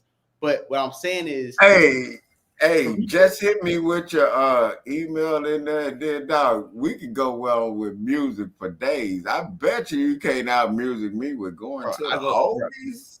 I'm crazy with the music, and what I was you can't handle me, bro. Listen, I was fucking with niggas, bro. I was hitting niggas so hard with the old shit. I played the playlist. I played the same playlist in reverse. Hey, I'm educating niggas. I'm giving niggas history lesson playlist mixes. Like I'm giving niggas in the chat right now. You can't play with me, bro. I give niggas a fish scale, and then I give the niggas a stepped on. I give niggas a fish scale, and I put the fin on it. Like, what are we talking about, bro? Niggas better not give me no mixing board and no type of DJ equipment, nigga. I'll shut it down right now. But I'm gonna go ahead because it's you can't out jam me with the oldies. Listen, this is what I need you to do. I need you to get an X account because that's the only place we can go band for band with songs. We will get banned off these other apps. X is the only place if you really want to have one of those verses or band. Hold on, I'm leaving it in there, and you can tell. I left it in the chat. I guarantee you. All right, yeah. Let's have that in the chat. No, my homeboy was actually playing the keys on this shit, and we were singing, nigga. Oh, nigga, shit. Look that up. And you can't tell me you don't get that from that old school. Nigga, we were bred up out there. I said, nigga, you brought this song to my house. And goddamn it. And then I said, nigga, I got to sing on it. I got to get my shot like, nigga. And we were doing that. Look. We got that's me. Niggas showing love. Look. Mm-hmm. Yeah. So we gonna go ahead. Check out that song, and you'll see where my homeboy was playing. He was actually playing them keys. Yeah, you dropped I'm telling you. You dropped link in the chat. Yeah, dog. I'm telling you what to type in. Tennessee 808 Street Music, all that shit be, man, and nigga, dog. I'm telling you, when you hear the song "My Lane," you'll get my homeboy was playing that, and we went back. I'm like, nigga, it's like we sitting up here chilling right now. Yeah. And he came with the beat, and all he had was the beat. And then he had his, I said, nigga, I'm finna sing on this motherfucker. Nigga, I'm finna get my shout out on. I told my wife, I said, bitch, go in there and get my suit. And I sung on the motherfucker. I recorded that shit. And I was like, my nigga, I'm the first one rapping on it. Nigga, if you don't hear how we were jamming on that when we were lit. Yeah, I just dropped the link. Man, you know what? I really do appreciate you, man. We're gonna have to do a music off. Yeah, you already know, man. Like I said, I just dropped the original link from the video like about 4. But I don't know how we can do it without getting flagged like a motherfucker. It ain't gonna be on YouTube. You gotta get an X account. We can only do it on X and Twitch. I think I have an X account, but you know how that shit wasn't it something else before it was X? It was Twitter. Yeah. But listen, I had a Twitter. Yeah, but this is what I'm gonna try to do. I'm gonna try to push the last couple segments before we get off. Hey, before you get off, can you play My Lane? Because I didn't copyright it so people can play it. Because I didn't go through distribution with 0.00003%. I'm like, I'm setting up my own motherfucking page so you can get it direct. Yeah, hey, listen, if y'all still here right now, we about to play the record right now, actually, and I'm gonna go heat up this Chinese food. I'm gonna get this record. And then you're a treasonous motherfucker. How you gonna talk? All FBA shit and heat up some Chinese food? Yeah. Because I'm the son of Star. That's why. It's on brand. No, you're a low down motherfucker. Hey, how else would I prove I'm Star's illegitimate? Hold on, that's not my lane. That's say something. The Chinese food? That's not my lane. I'm talking about the song My Lane. Oh, My Lane. Okay, cool. Yeah, and then you notice how people are saying My Lane. And then I got a collab track with it. This treasonous nigga. Oh, I got it. I found it. So he know Chinese food talking Black Power. Yeah, Black Power with it with 2 egg rolls. Egg Fouillon, nigga. Hey, buy black, shot black. Hey, how did the black bitch treat you, dog? The last time you were with her. How did the black bitch treat you without telling you she was gonna do you like that, nigga? Listen, the last black woman I was around treated me like royalty. I love black women. The black woman is God. When white man knocks a black woman out, and when a black woman gets a black eye on the ground, I black woman with my black eye. We'll be on the ground laying there. Hey, no, she was the most violent. Was she the most violent woman you ever been with in that little minute? Listen, dog. You remember when we was on Star Show and I was telling you, man, don't trust that bitch. I'm gonna keep it a buck. I think a little bit of like if you may have a black and Hispanic seasoning on you, it might be 2 for 2 for going upside your head, and I'll leave it at that. If you black and Hispanic, and then them bitches chances might be doubled for getting popped upside your head. Them bitches be the most violent. They be ready. Because they think they both sides. Hey, dog, play that My Lane, my nigga. My nigga was playing the fucking fingers on that shit, nigga. No, we got it right here. Look at that. There we go. Let's roll.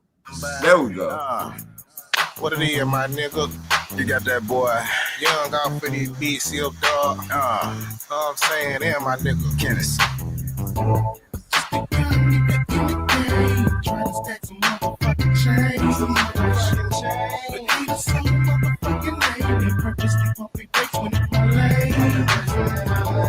I be on that good shit. I be on that good shit.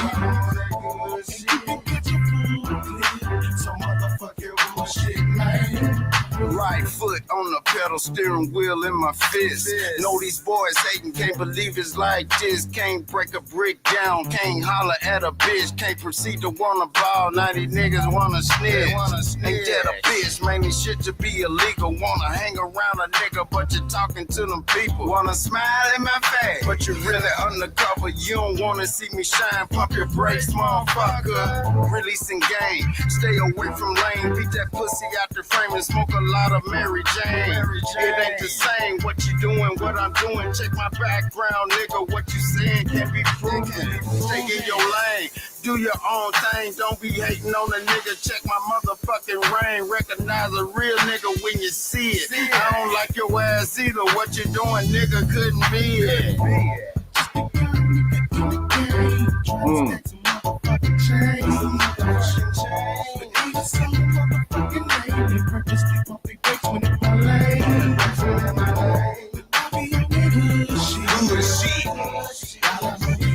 Man, what? Ken, what up, my nigga? I'm sipped up, baby. Yo, bitch, I'm back and it's going down. Tell the niggas I don't need them cause I'm running mine. You don't like a little bitch, you find a line. Not a bad ass niggas better turn around. Fuck showing little nigga cause it's out of line. Used to be the type of nigga reason I ain't gotta die. Now I'm back for the crime. And if I gotta take a nigga head off with his head, I'ma shine. Take it for a threat, anything with a rhyme. I break a bitch neck, respect my grind. Now you could be found in the prison to crime, and I will commit that what I'm implying. Dropping out rhyme. I wanna be niggas who really fake but trying to climb. Take that jeans on, you boys ain't shit to me. So nigga, I don't wanna waste that time. Erase your spine and get to my chat for that other fella, and I'm not lying. Purpose be dollar signs, fuck a 9 to 5. A nigga like me trying to grip pine. Coming through like a young player should. Coming from the southeast neck of the woods. Don't tell me that I can't, but I knew that I could. Hey, man, niggas are looking at them like, ugh, get off the bull. A nigga get trampled on. Head back like an unanswered phone. A young nigga with an attitude back and chrome. Trying to come up on the stack, better leave me alone. If you ain't talking about that, better get up and go. Man, what? Shit, I'ma get it to you. Man, we were talking about this. Killing this song. Man, hey.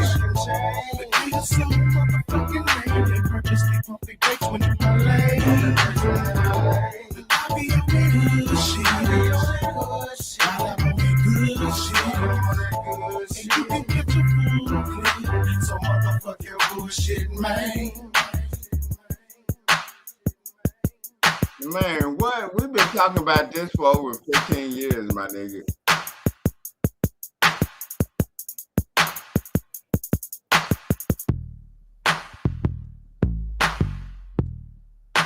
Hey, look, I'm trying to see who can do it, Carto. I'm trying to see somebody that's gonna do the right version of that song. Man, Jay, we talked about everything we talking about right now 15 years ago, 10 years ago. We saw it. And then Carton said, if anybody know how to chop and screw it the right way, y'all goddamn it, let me know. Nah, for real. I forgot I was on mute. My bad. Nah, for real.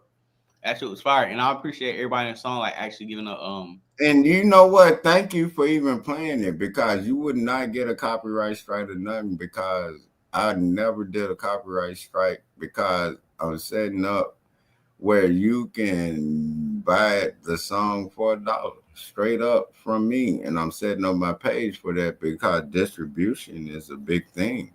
And I started noticing that when I was in the group with Mike Jones, bitch ass, but I ain't in that.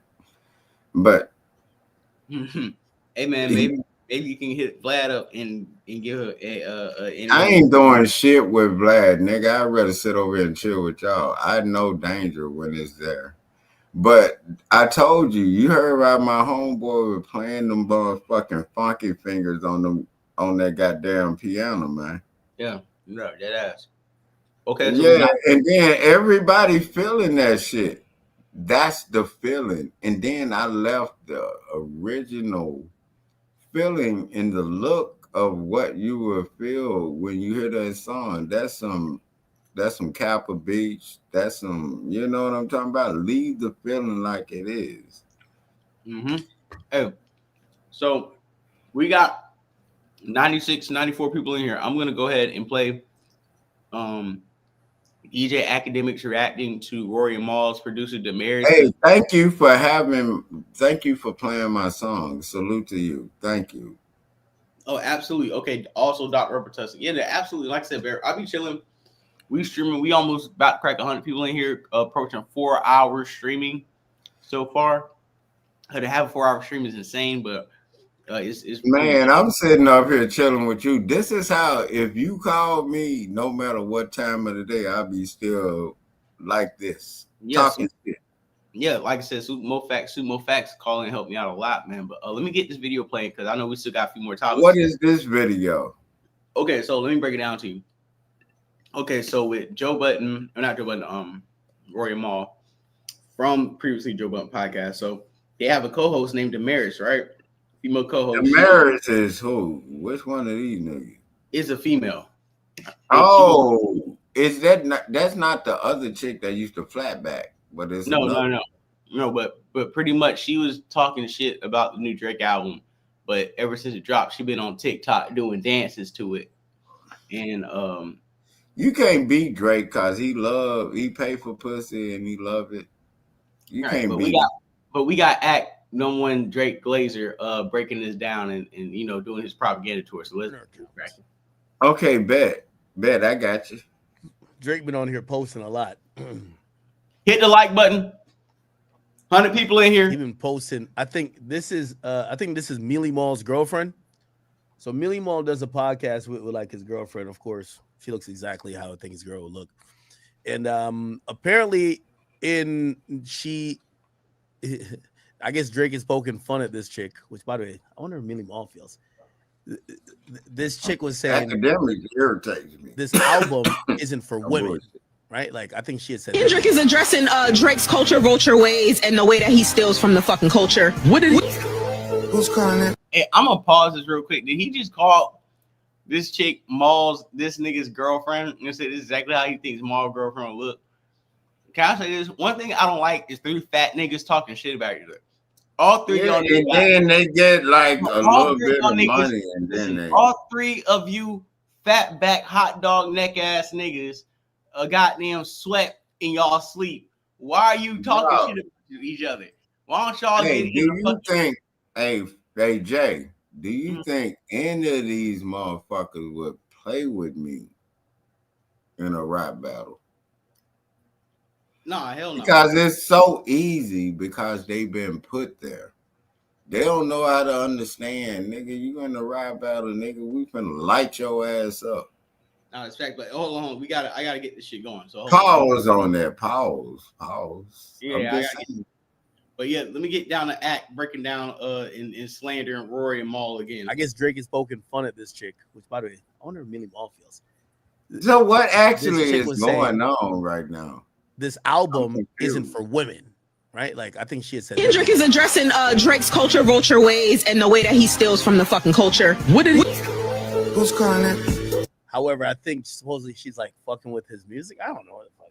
Drake is really tapped in. Drake watches. Is Act still on his career? Who's calling that shit? Who's calling that shit? Girl, go sit down. What are you doing? Ugh. Go back over there with that boom bop bing bam. Go back with him. So what are you Women look thinking at what is being said in the songs. They weren't writing it's like, oh, the hoes gonna love this. I miss you. I'm talking to you, baby. So pretty much what is happening is this young lady is on a platform, and when they bring up Drake's album, she always got something slick to say. But ever since it came out, she's pretty much doing TikToks to the same songs that she took a shit on. So everybody's like, wait a minute, you on this big platform shitting on Drake in his album, but you the first one on TikTok twerking and doing a nigga wiggle. Yeah, but that's what they do. But what the people they have no morals. They don't right. stand. But what people are saying is how you supposed to be credible as a journalist or a music critic or just somebody who critiques the culture or commentates on the culture. Because if you're gonna critique shit, you gotta be neutral. Like or stand on business. You ain't standing from your honest opinion, what did you think about my song, My Lane?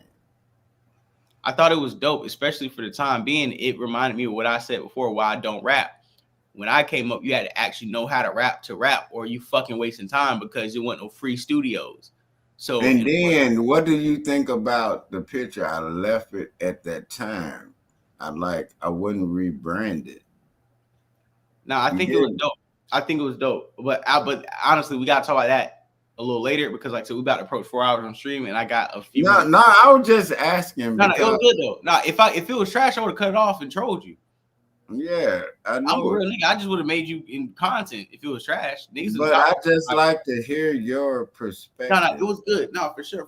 I fuck with it. Like I said, if I ain't fuck with it, I wouldn't have put the shit on. I would have cut it off because, like I said, And then motherfuckers are asking me, did I screw and chop it? But I don't know nobody that can actually screw and chop it the right way.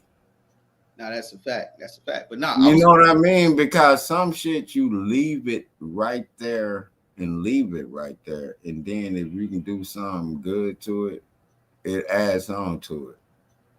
If that makes sense. Because you see people are asking me, because a lot of people ask me if I screwed and chopped that song. I'm like, people been trying to do it, but I don't know nobody that can actually do it the right way. Yeah, but they dropped some names in there for you, so you good to go. But I'm gonna go ahead. Hey, Jay, do you do music? No, absolutely not. No. Why not? Because I ain't got time. I ain't got time to do it. I let people who do music do music. No, I'm saying you ain't never in your life wanted to do music. No, I did it when I was younger, but I knew that was something I was good at, and I had to get money. Like I don't no. I'm talking about like music is therapy. Yo, like okay, like I was in chorus. I did chorus from the kids choir in church all the way up to chorus in high school. Like I played piano from like first grade to third grade. Like I'm a little bit musically inclined, but like I put that down. I left it to the real singers and the real MCs and the lyricists. Like I did it. Why did you think you were good enough to do it? I just didn't give a fuck anymore. Reality hit, nigga. Planes are crashing. Parents gotta go to work. Fuck this shit, nigga. Get this money. All that fluff. No, but I'm saying my thing is you can get your money, but at times when people piss you off, music is therapy. Yeah, do you understand what I'm asking? Yeah, I understand what you're saying, but I wasn't as talented, nor did I want to work as hard to get better at music. So I just let that to people who wanted it more than me, and I would just gracefully bow out because I knew I was gonna be good at something else later on in life.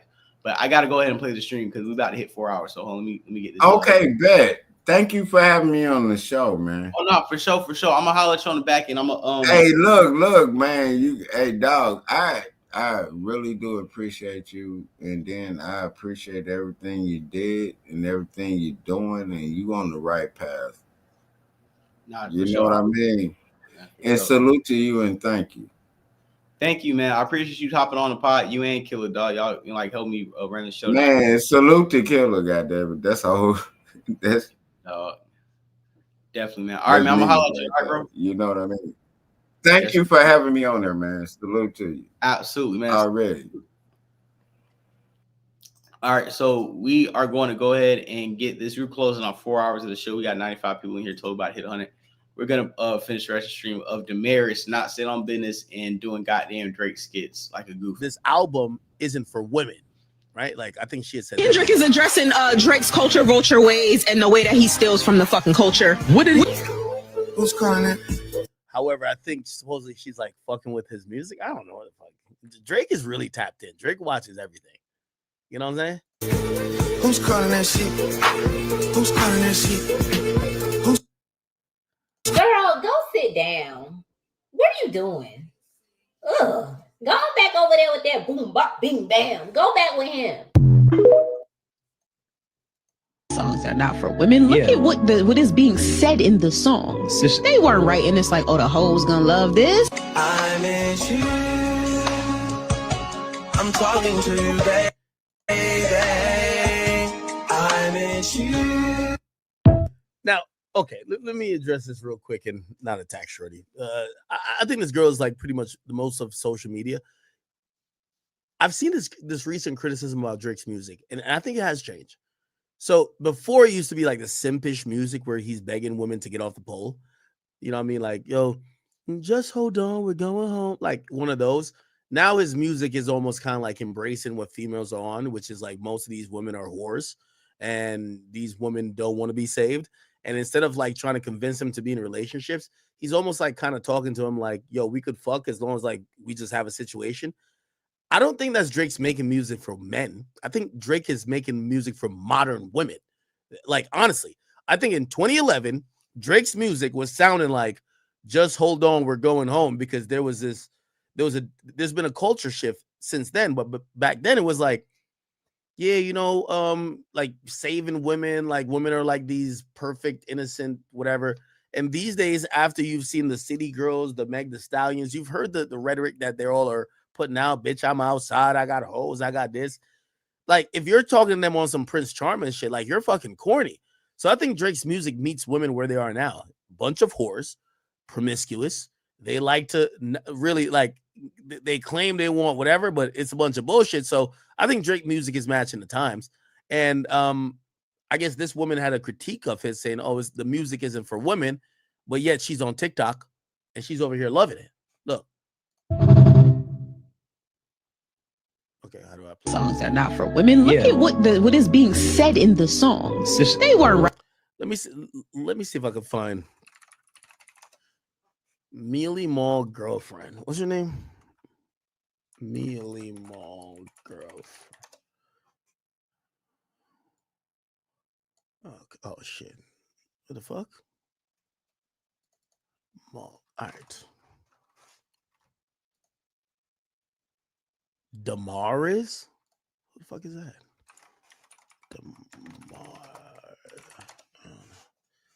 Let's see. All right. It's actually funny that Drake even like pay attention to this type of shit. Can I even find it? And the way that he steals from the fucking cold. She flat ironed her bundles on 25 degrees. That really chapped my ass. And being that I'm sitting here on my couch rubbing my feet together like a moon cricket, today I have time. Now, being that you run a TikTok stand page that's dedicated to a man that wouldn't piss on you if you were on fire, I wouldn't expect you to know this. But my job as a producer and a mic on an entertainment podcast is to garner conversation from clips, which is why you're stitching something that I said a year ago without context. Damn, I'm good at my job. I should ask for a raise. You probably shouldn't have put me in that corner while having your face in the screen, because it actually...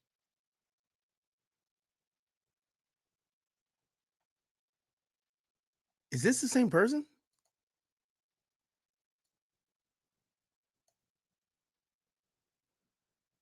Chat, is this person this person?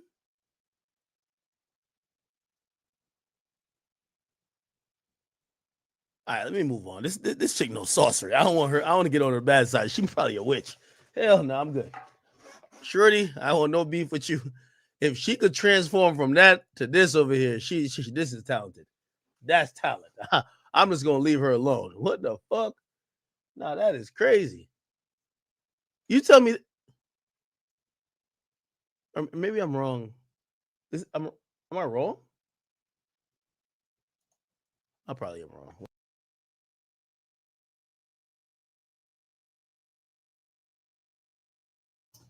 I'm playing that because the way I look at it is, yeah, I've seen a lot of people who rushed to crap on Drake's album have to pretty much backtrack what they had to say or end up liking the record. And that's why when it came out, I played neutral. And I was like, hey, these are some of the songs I like. These are some of the songs that I don't feel like are too hot. But I wasn't overly critical of the album because I was like, if I sit on here and shit, on the new Drake album, only to later on enjoy the tracks on it, I'm going to look crazy as a music commentator and a cultural commentator. I'm going to look crazy. And I'm going to I followed the trends of hopping on the anti-Drake campaign before I gave what's the word I'm looking for? Before I gave an objective review. And what you're seeing with Damaris is a result of jumping the gun and jumping on the hate train before you actually consume a product. And when you end up liking the product, you feel stupid. She can play it off as yeah, maybe she was trolling. Maybe she did that to do this to cause traffic for the show. You can say that, but that's always under the all press is good press narrative, which I don't believe, because certain press can damage your credibility as a cultural commentator. And I feel like with Damaris, as a listener and supporter of the Rory and Mal show, I like what she does on it, but for her to kind of kick Drake's back in sometimes and not just give it a chance before it came out, only to be doing TikToks. And I feel like she's kind of clout chasing at this point, which isn't bad, because I feel like it's bringing traffic to the show, like Melissa Ford. And I feel like Drake, even though academics are I don't know why she's doing this, I think this is a win for Drake in a way, because, okay, I got Melissa Ford crashing out on Joe Budden podcast. I mentioned her name, and I got Damaris, who was hating, doing TikToks on my shit. So the two of the top pods in the game, female co-hosts, are folding to my album, which are for the women, and it's getting the female audience back. And it's, at the end of the day, no matter what you think, what Damaris is doing and what he had Melissa Ford looking crazy for, I think it all plays into what Drake is trying to do with his brand and with the rebrand in itself. So I just feel like Damaris, that shit was kind of weird, but hey, do what you do, right? Another topic we have right here. I'm going to share this with you guys. So we had a flight attendant who was saddened. He's the flight attendant whose twerking cost her dream job. I didn't think that, being so happy can turn into something like this. Nell Diallo was having a great time dancing and twerking in the aisle on an empty plane before an early morning flight. I decided to just take advantage of the moment to wake myself up and kind of get myself hyped up for my day, basically. She posted the video on TikTok along with the caption, "What's wrong with a little twerk before work?" But after the video went viral, she says Alaska Airlines fired her. What did they say to you? They just said, can I pause this real quick? I would definitely from her need a twerk before work. Okay. Before I need a little grip between every shift. Okay. Salute. Yeah. Nothing wrong with a little twerk before work. But this is still bird behavior. You know what I'm saying? This is bird behavior 101. This is how you lose your job 101. that I broke their social media policy. Nell had only been on the job for 6 months. She says she was twerking to celebrate the end of her probationary period. Why did you decide to post the video? And I was really proud of myself that I came. See, this is just, to me, this looks like a covert version of a passport, bro, like a passport girl. Like, oh, you about to get on all these flights and shake your ass from sea to shining sea. Airline said, hold on. Is that a yeah. Nigga said, hold on. Is that a BBL behind there? Oh, no, you gotta go. You ain't representing American Airlines the right way. You know what I'm saying? You trying to catch a rich nigga on the first class. We know what type of time you on, bitch. That's the airline say, we ain't having that. This ain't you ain't gonna get your comeuppance around here. Goddamn. So far, I just didn't think that my video and my post and the way I was dancing would be deemed as inappropriate. So how did you feel in that meeting when they told you you lost your job? I put on such a proud face every time I stepped on that plane. And for them to terminate me without giving me a chance, it just was unfair. Yo, man. So I'm bringing this up because I want to say that once again, when I was coming up, you never, like, your job and your social media accounts can never be intertwined. And you have this new group of people who feel like their social medias have to be attached to their jobs. And this is why we get situations like this where, ma'am, you didn't have to shake your ass on the plane. And if you choose to shake your ass on the plane, repercussions will happen, like what we just seen. Like, nigga, you're going to get fried. Excuse me. You're going to get fried for that, and you got fired. And, I mean, she can say, yeah, it was innocent. Ooh, and I feel like she was doing a little dance. You know, I wouldn't have fired her for it. And, if it was a woman that wasn't as curvy as her, if they did dance, they get in trouble, probably. I just don't feel like she should victimize herself, because the era of corporate and professionalism I grew up in was you don't do certain things how mind your job, and you don't attach your social media handle to your job, especially when you're doing certain things like this. So, pretty much, like I said, this was a twerking flight attendant who was fired. Let me see if I get this on screen, big screen right here. This was an Alaskan airline attendant who was fired for twerking on a plane, breaks out in tears. Nelly Dahlia. So if y'all want to type this in, I'm pretty sure her social media handles isn't that. But if y'all want to find where she's at and find her Cash App since she's unemployed, she was twerking because she was so proud of herself. Nigga, you was thirst trapping. You was thirst trapping the first class zaddies trying to get flued out. Nigga, you was soft selling that goddamn cooter. Nigga, we know what was going on.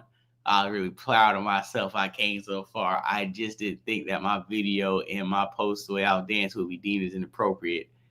That's what I'm saying. She raised 3 stacks in 2 months on GoFundMe. Nigga, when niggas don't even, you raised $3,000. This is $3,000 worth of simp tears, nigga. 3 bands in 2 months because you was twerking and got fired. Nigga, I know who donated to your goddamn cause. Some goddamn simps. Maybe Spirit Airlines, maybe Frontier. Nigga, hey, they dropped the ball. They should be platforming her and being like, hey, you never know what flight she gonna take. That's why y'all need to hop on Alaskan Airlines, because shit, she might be on your flight. You might get a twerk in the skirt, some Mile High action. You know what I'm saying? If you get her flight, they stock could have been up. I feel like they fumbled the ball. You know what I'm saying? Real nigga would have went ahead and, put her in the next commercial. He's the flight attendant whose twerking cost her dream job. I didn't think that. Shit, all right. Let me get on the plane. I'm about to get on the plane this weekend. Let me get on the plane and motherfuckers twerking in aisle 5. All right. Yeah, nigga. Y'all playing. We got another female out of pocket. Look at this. New York NYPD detective under fire for showing up in a rap video with a G-string on. 7-year-old NYPD veteran Melissa McCardo is under fire for allegedly partaking in rapper SQ's doing that music video. Rosado is currently assigned to the Bronx Special Victim. Oh my God. Bitch, you are on the SVU. Bitch, you are in the serious crimes unit where things are especially heinous. Okay? Dun head ass. 100 people in this motherfucker. And you out here twerking ass cheeks, putting booty with air on goddamn SoundCloud rappers' music videos. Bitch, you work in the Bronx Special Victims Unit. Your job is treacherous every day. You deal with diabolical plots every day. And you've been here since pre-COVID talking about, I have no words, said one detective. Man, that's probably her work husband with no words. Nigga, I'll be sick as hell too. What you mean I've been bringing you goddamn snacks at the job and you out here in goddamn rap videos shaking ass? What they said, if she is performing for money, if she has a side gig, that job would want to know about that, a source for New York Post. The member would be obligated to file an off-duty employment application. I would say nothing she does in the video is the department's business. So she might keep her job. Just want to smash quick. Let's go. Shorty love the track, but she love the pole. Pop that pussy and poppy go. I'm about to drop it low. Legs long, ass thick. Just so we got a New York City or a Bronx cop who decided to shake ass like a stripper.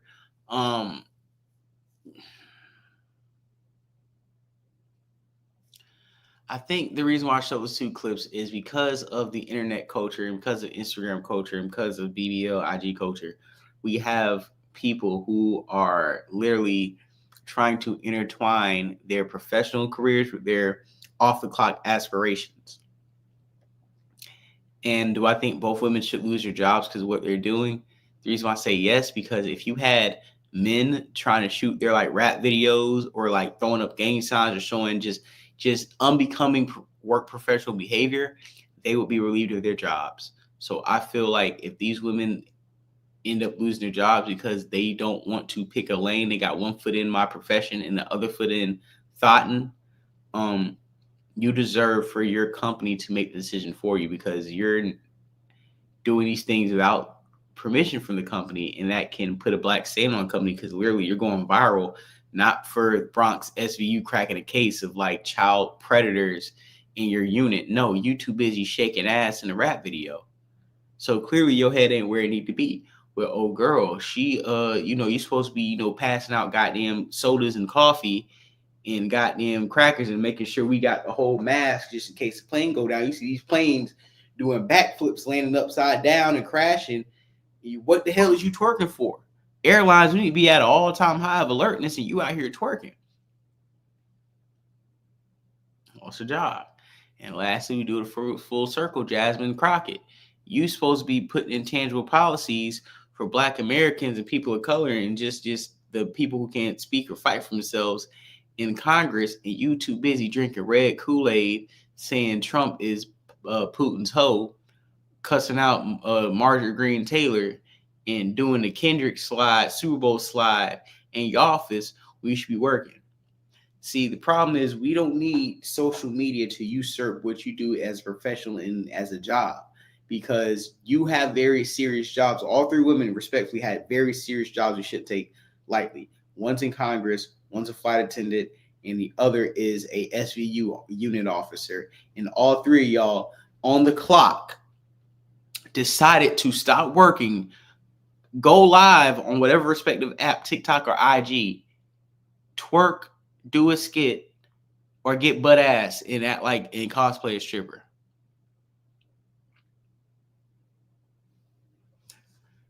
I think this was a perfect segue thing. And honestly, I don't think these people have enough gratitude for the vessels that they live in. And I'm going to play this clip right here. And I want this to resonate with people right here. This is my word of the day, some wisdom for the day to end the night, and start Friday right away. Here we go. I just finished the first long run in good weather of the year, and I love runs like this because during these 9 or 10 mile efforts, I get a ton of mental clarity when I'm just enjoying the weather, enjoying the moment. And the clarity I had today, the moment I had today, was a clip I saw on the internet that just keeps replaying in my head. And it's a clip you probably saw of a lady running a race, and a guy from the top of a bridge shouts down at her, "There will come a day when you can no longer do this. Enjoy the moment, enjoy the pain." And that has been replaying. I'm getting chills right now just thinking about it. That has been replaying in my head constantly because I have tried every day since my father passed away in January to have immense gratitude for my body because I watched his fail him. And I know I still do it sometimes, and so many of us do it too. We take this one body for granted that we get. We do not have a spare one hanging up in the closet. And one day, through a different set of circumstances for everybody at different ages, at different points, we are going to lose capability of our physical body. Completely and utterly. We may become bedbound. We may become wheelchair bound. We may become incontinent. We may lose a limb, God forbid. All of us are going to lose the ability to use this body. And yet so many of us are in our primes of our lives and we treat it like shit. And I am so convicted on trying to convince people that you really only do get one body, and it really is important to take care of it. It is important to feed yourself well, to sleep, to manage your stress, to exercise, because you will speed up the process at which your body fucking fails you if you don't. And I know that because I watched it firsthand, and I carried my father, my best friend, into the next life through that process. So that's why I'm convicted, and that's why I care, and that's why I'm so grateful and so passionate. And if it comes out as anger sometimes, I'm sorry. It's not anger. It is conviction. It is devotion. And it's because I truly fucking love everybody who watches these. And I want you to understand how important it is because I have a perspective that you've maybe been fortunate enough to not see yet, and I want to share it with you. I love you. It isn't easy, but it is simple. Don't overcomplicate it. And I played that to basically say, hey, I just finished we don't have that much time. We don't have that much time. We have less time than what we think. as a collective, and our bodies are only here and are able to be working at the capacity is working at for a finite amount of time. Knock on some wood. Pause. So we should all be more cognizant of how we use our bodies. Do we stretch? Do we work out? Do we do the right things? Are we just being cognizant of the present time, and are we using our time as wisely as possible? This last thing I want to say to you guys, I hope everybody has a great night. We've been streaming for over 4 hours. It's been 4 hours and 17 minutes. We got over 100 people in here. It's been a great show. I probably will not stream for the rest of the week, or if I do, I might do a short stream tomorrow. But thank you guys so much, man. Thank you for chopping it up with me. Thank you for Houston. Thank you to Shakaria. Thank you to Killa. Thank you to everybody in the live chat. Thank you to the cash apps I've been getting.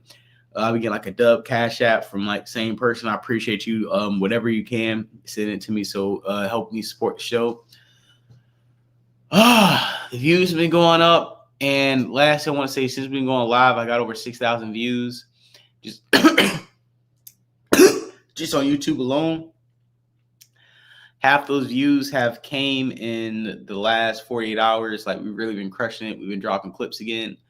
So everything is back to normal on my channel. If you want to follow me, Florida Boy J on YouTube. If you want to follow me on X, Florida Boy J93 on X. And everybody have a great night. Be safe. Tap in. Hit me up at Cash App. Like, follow, subscribe. And everybody have a great night. And you guys be safe. All right. Peace out.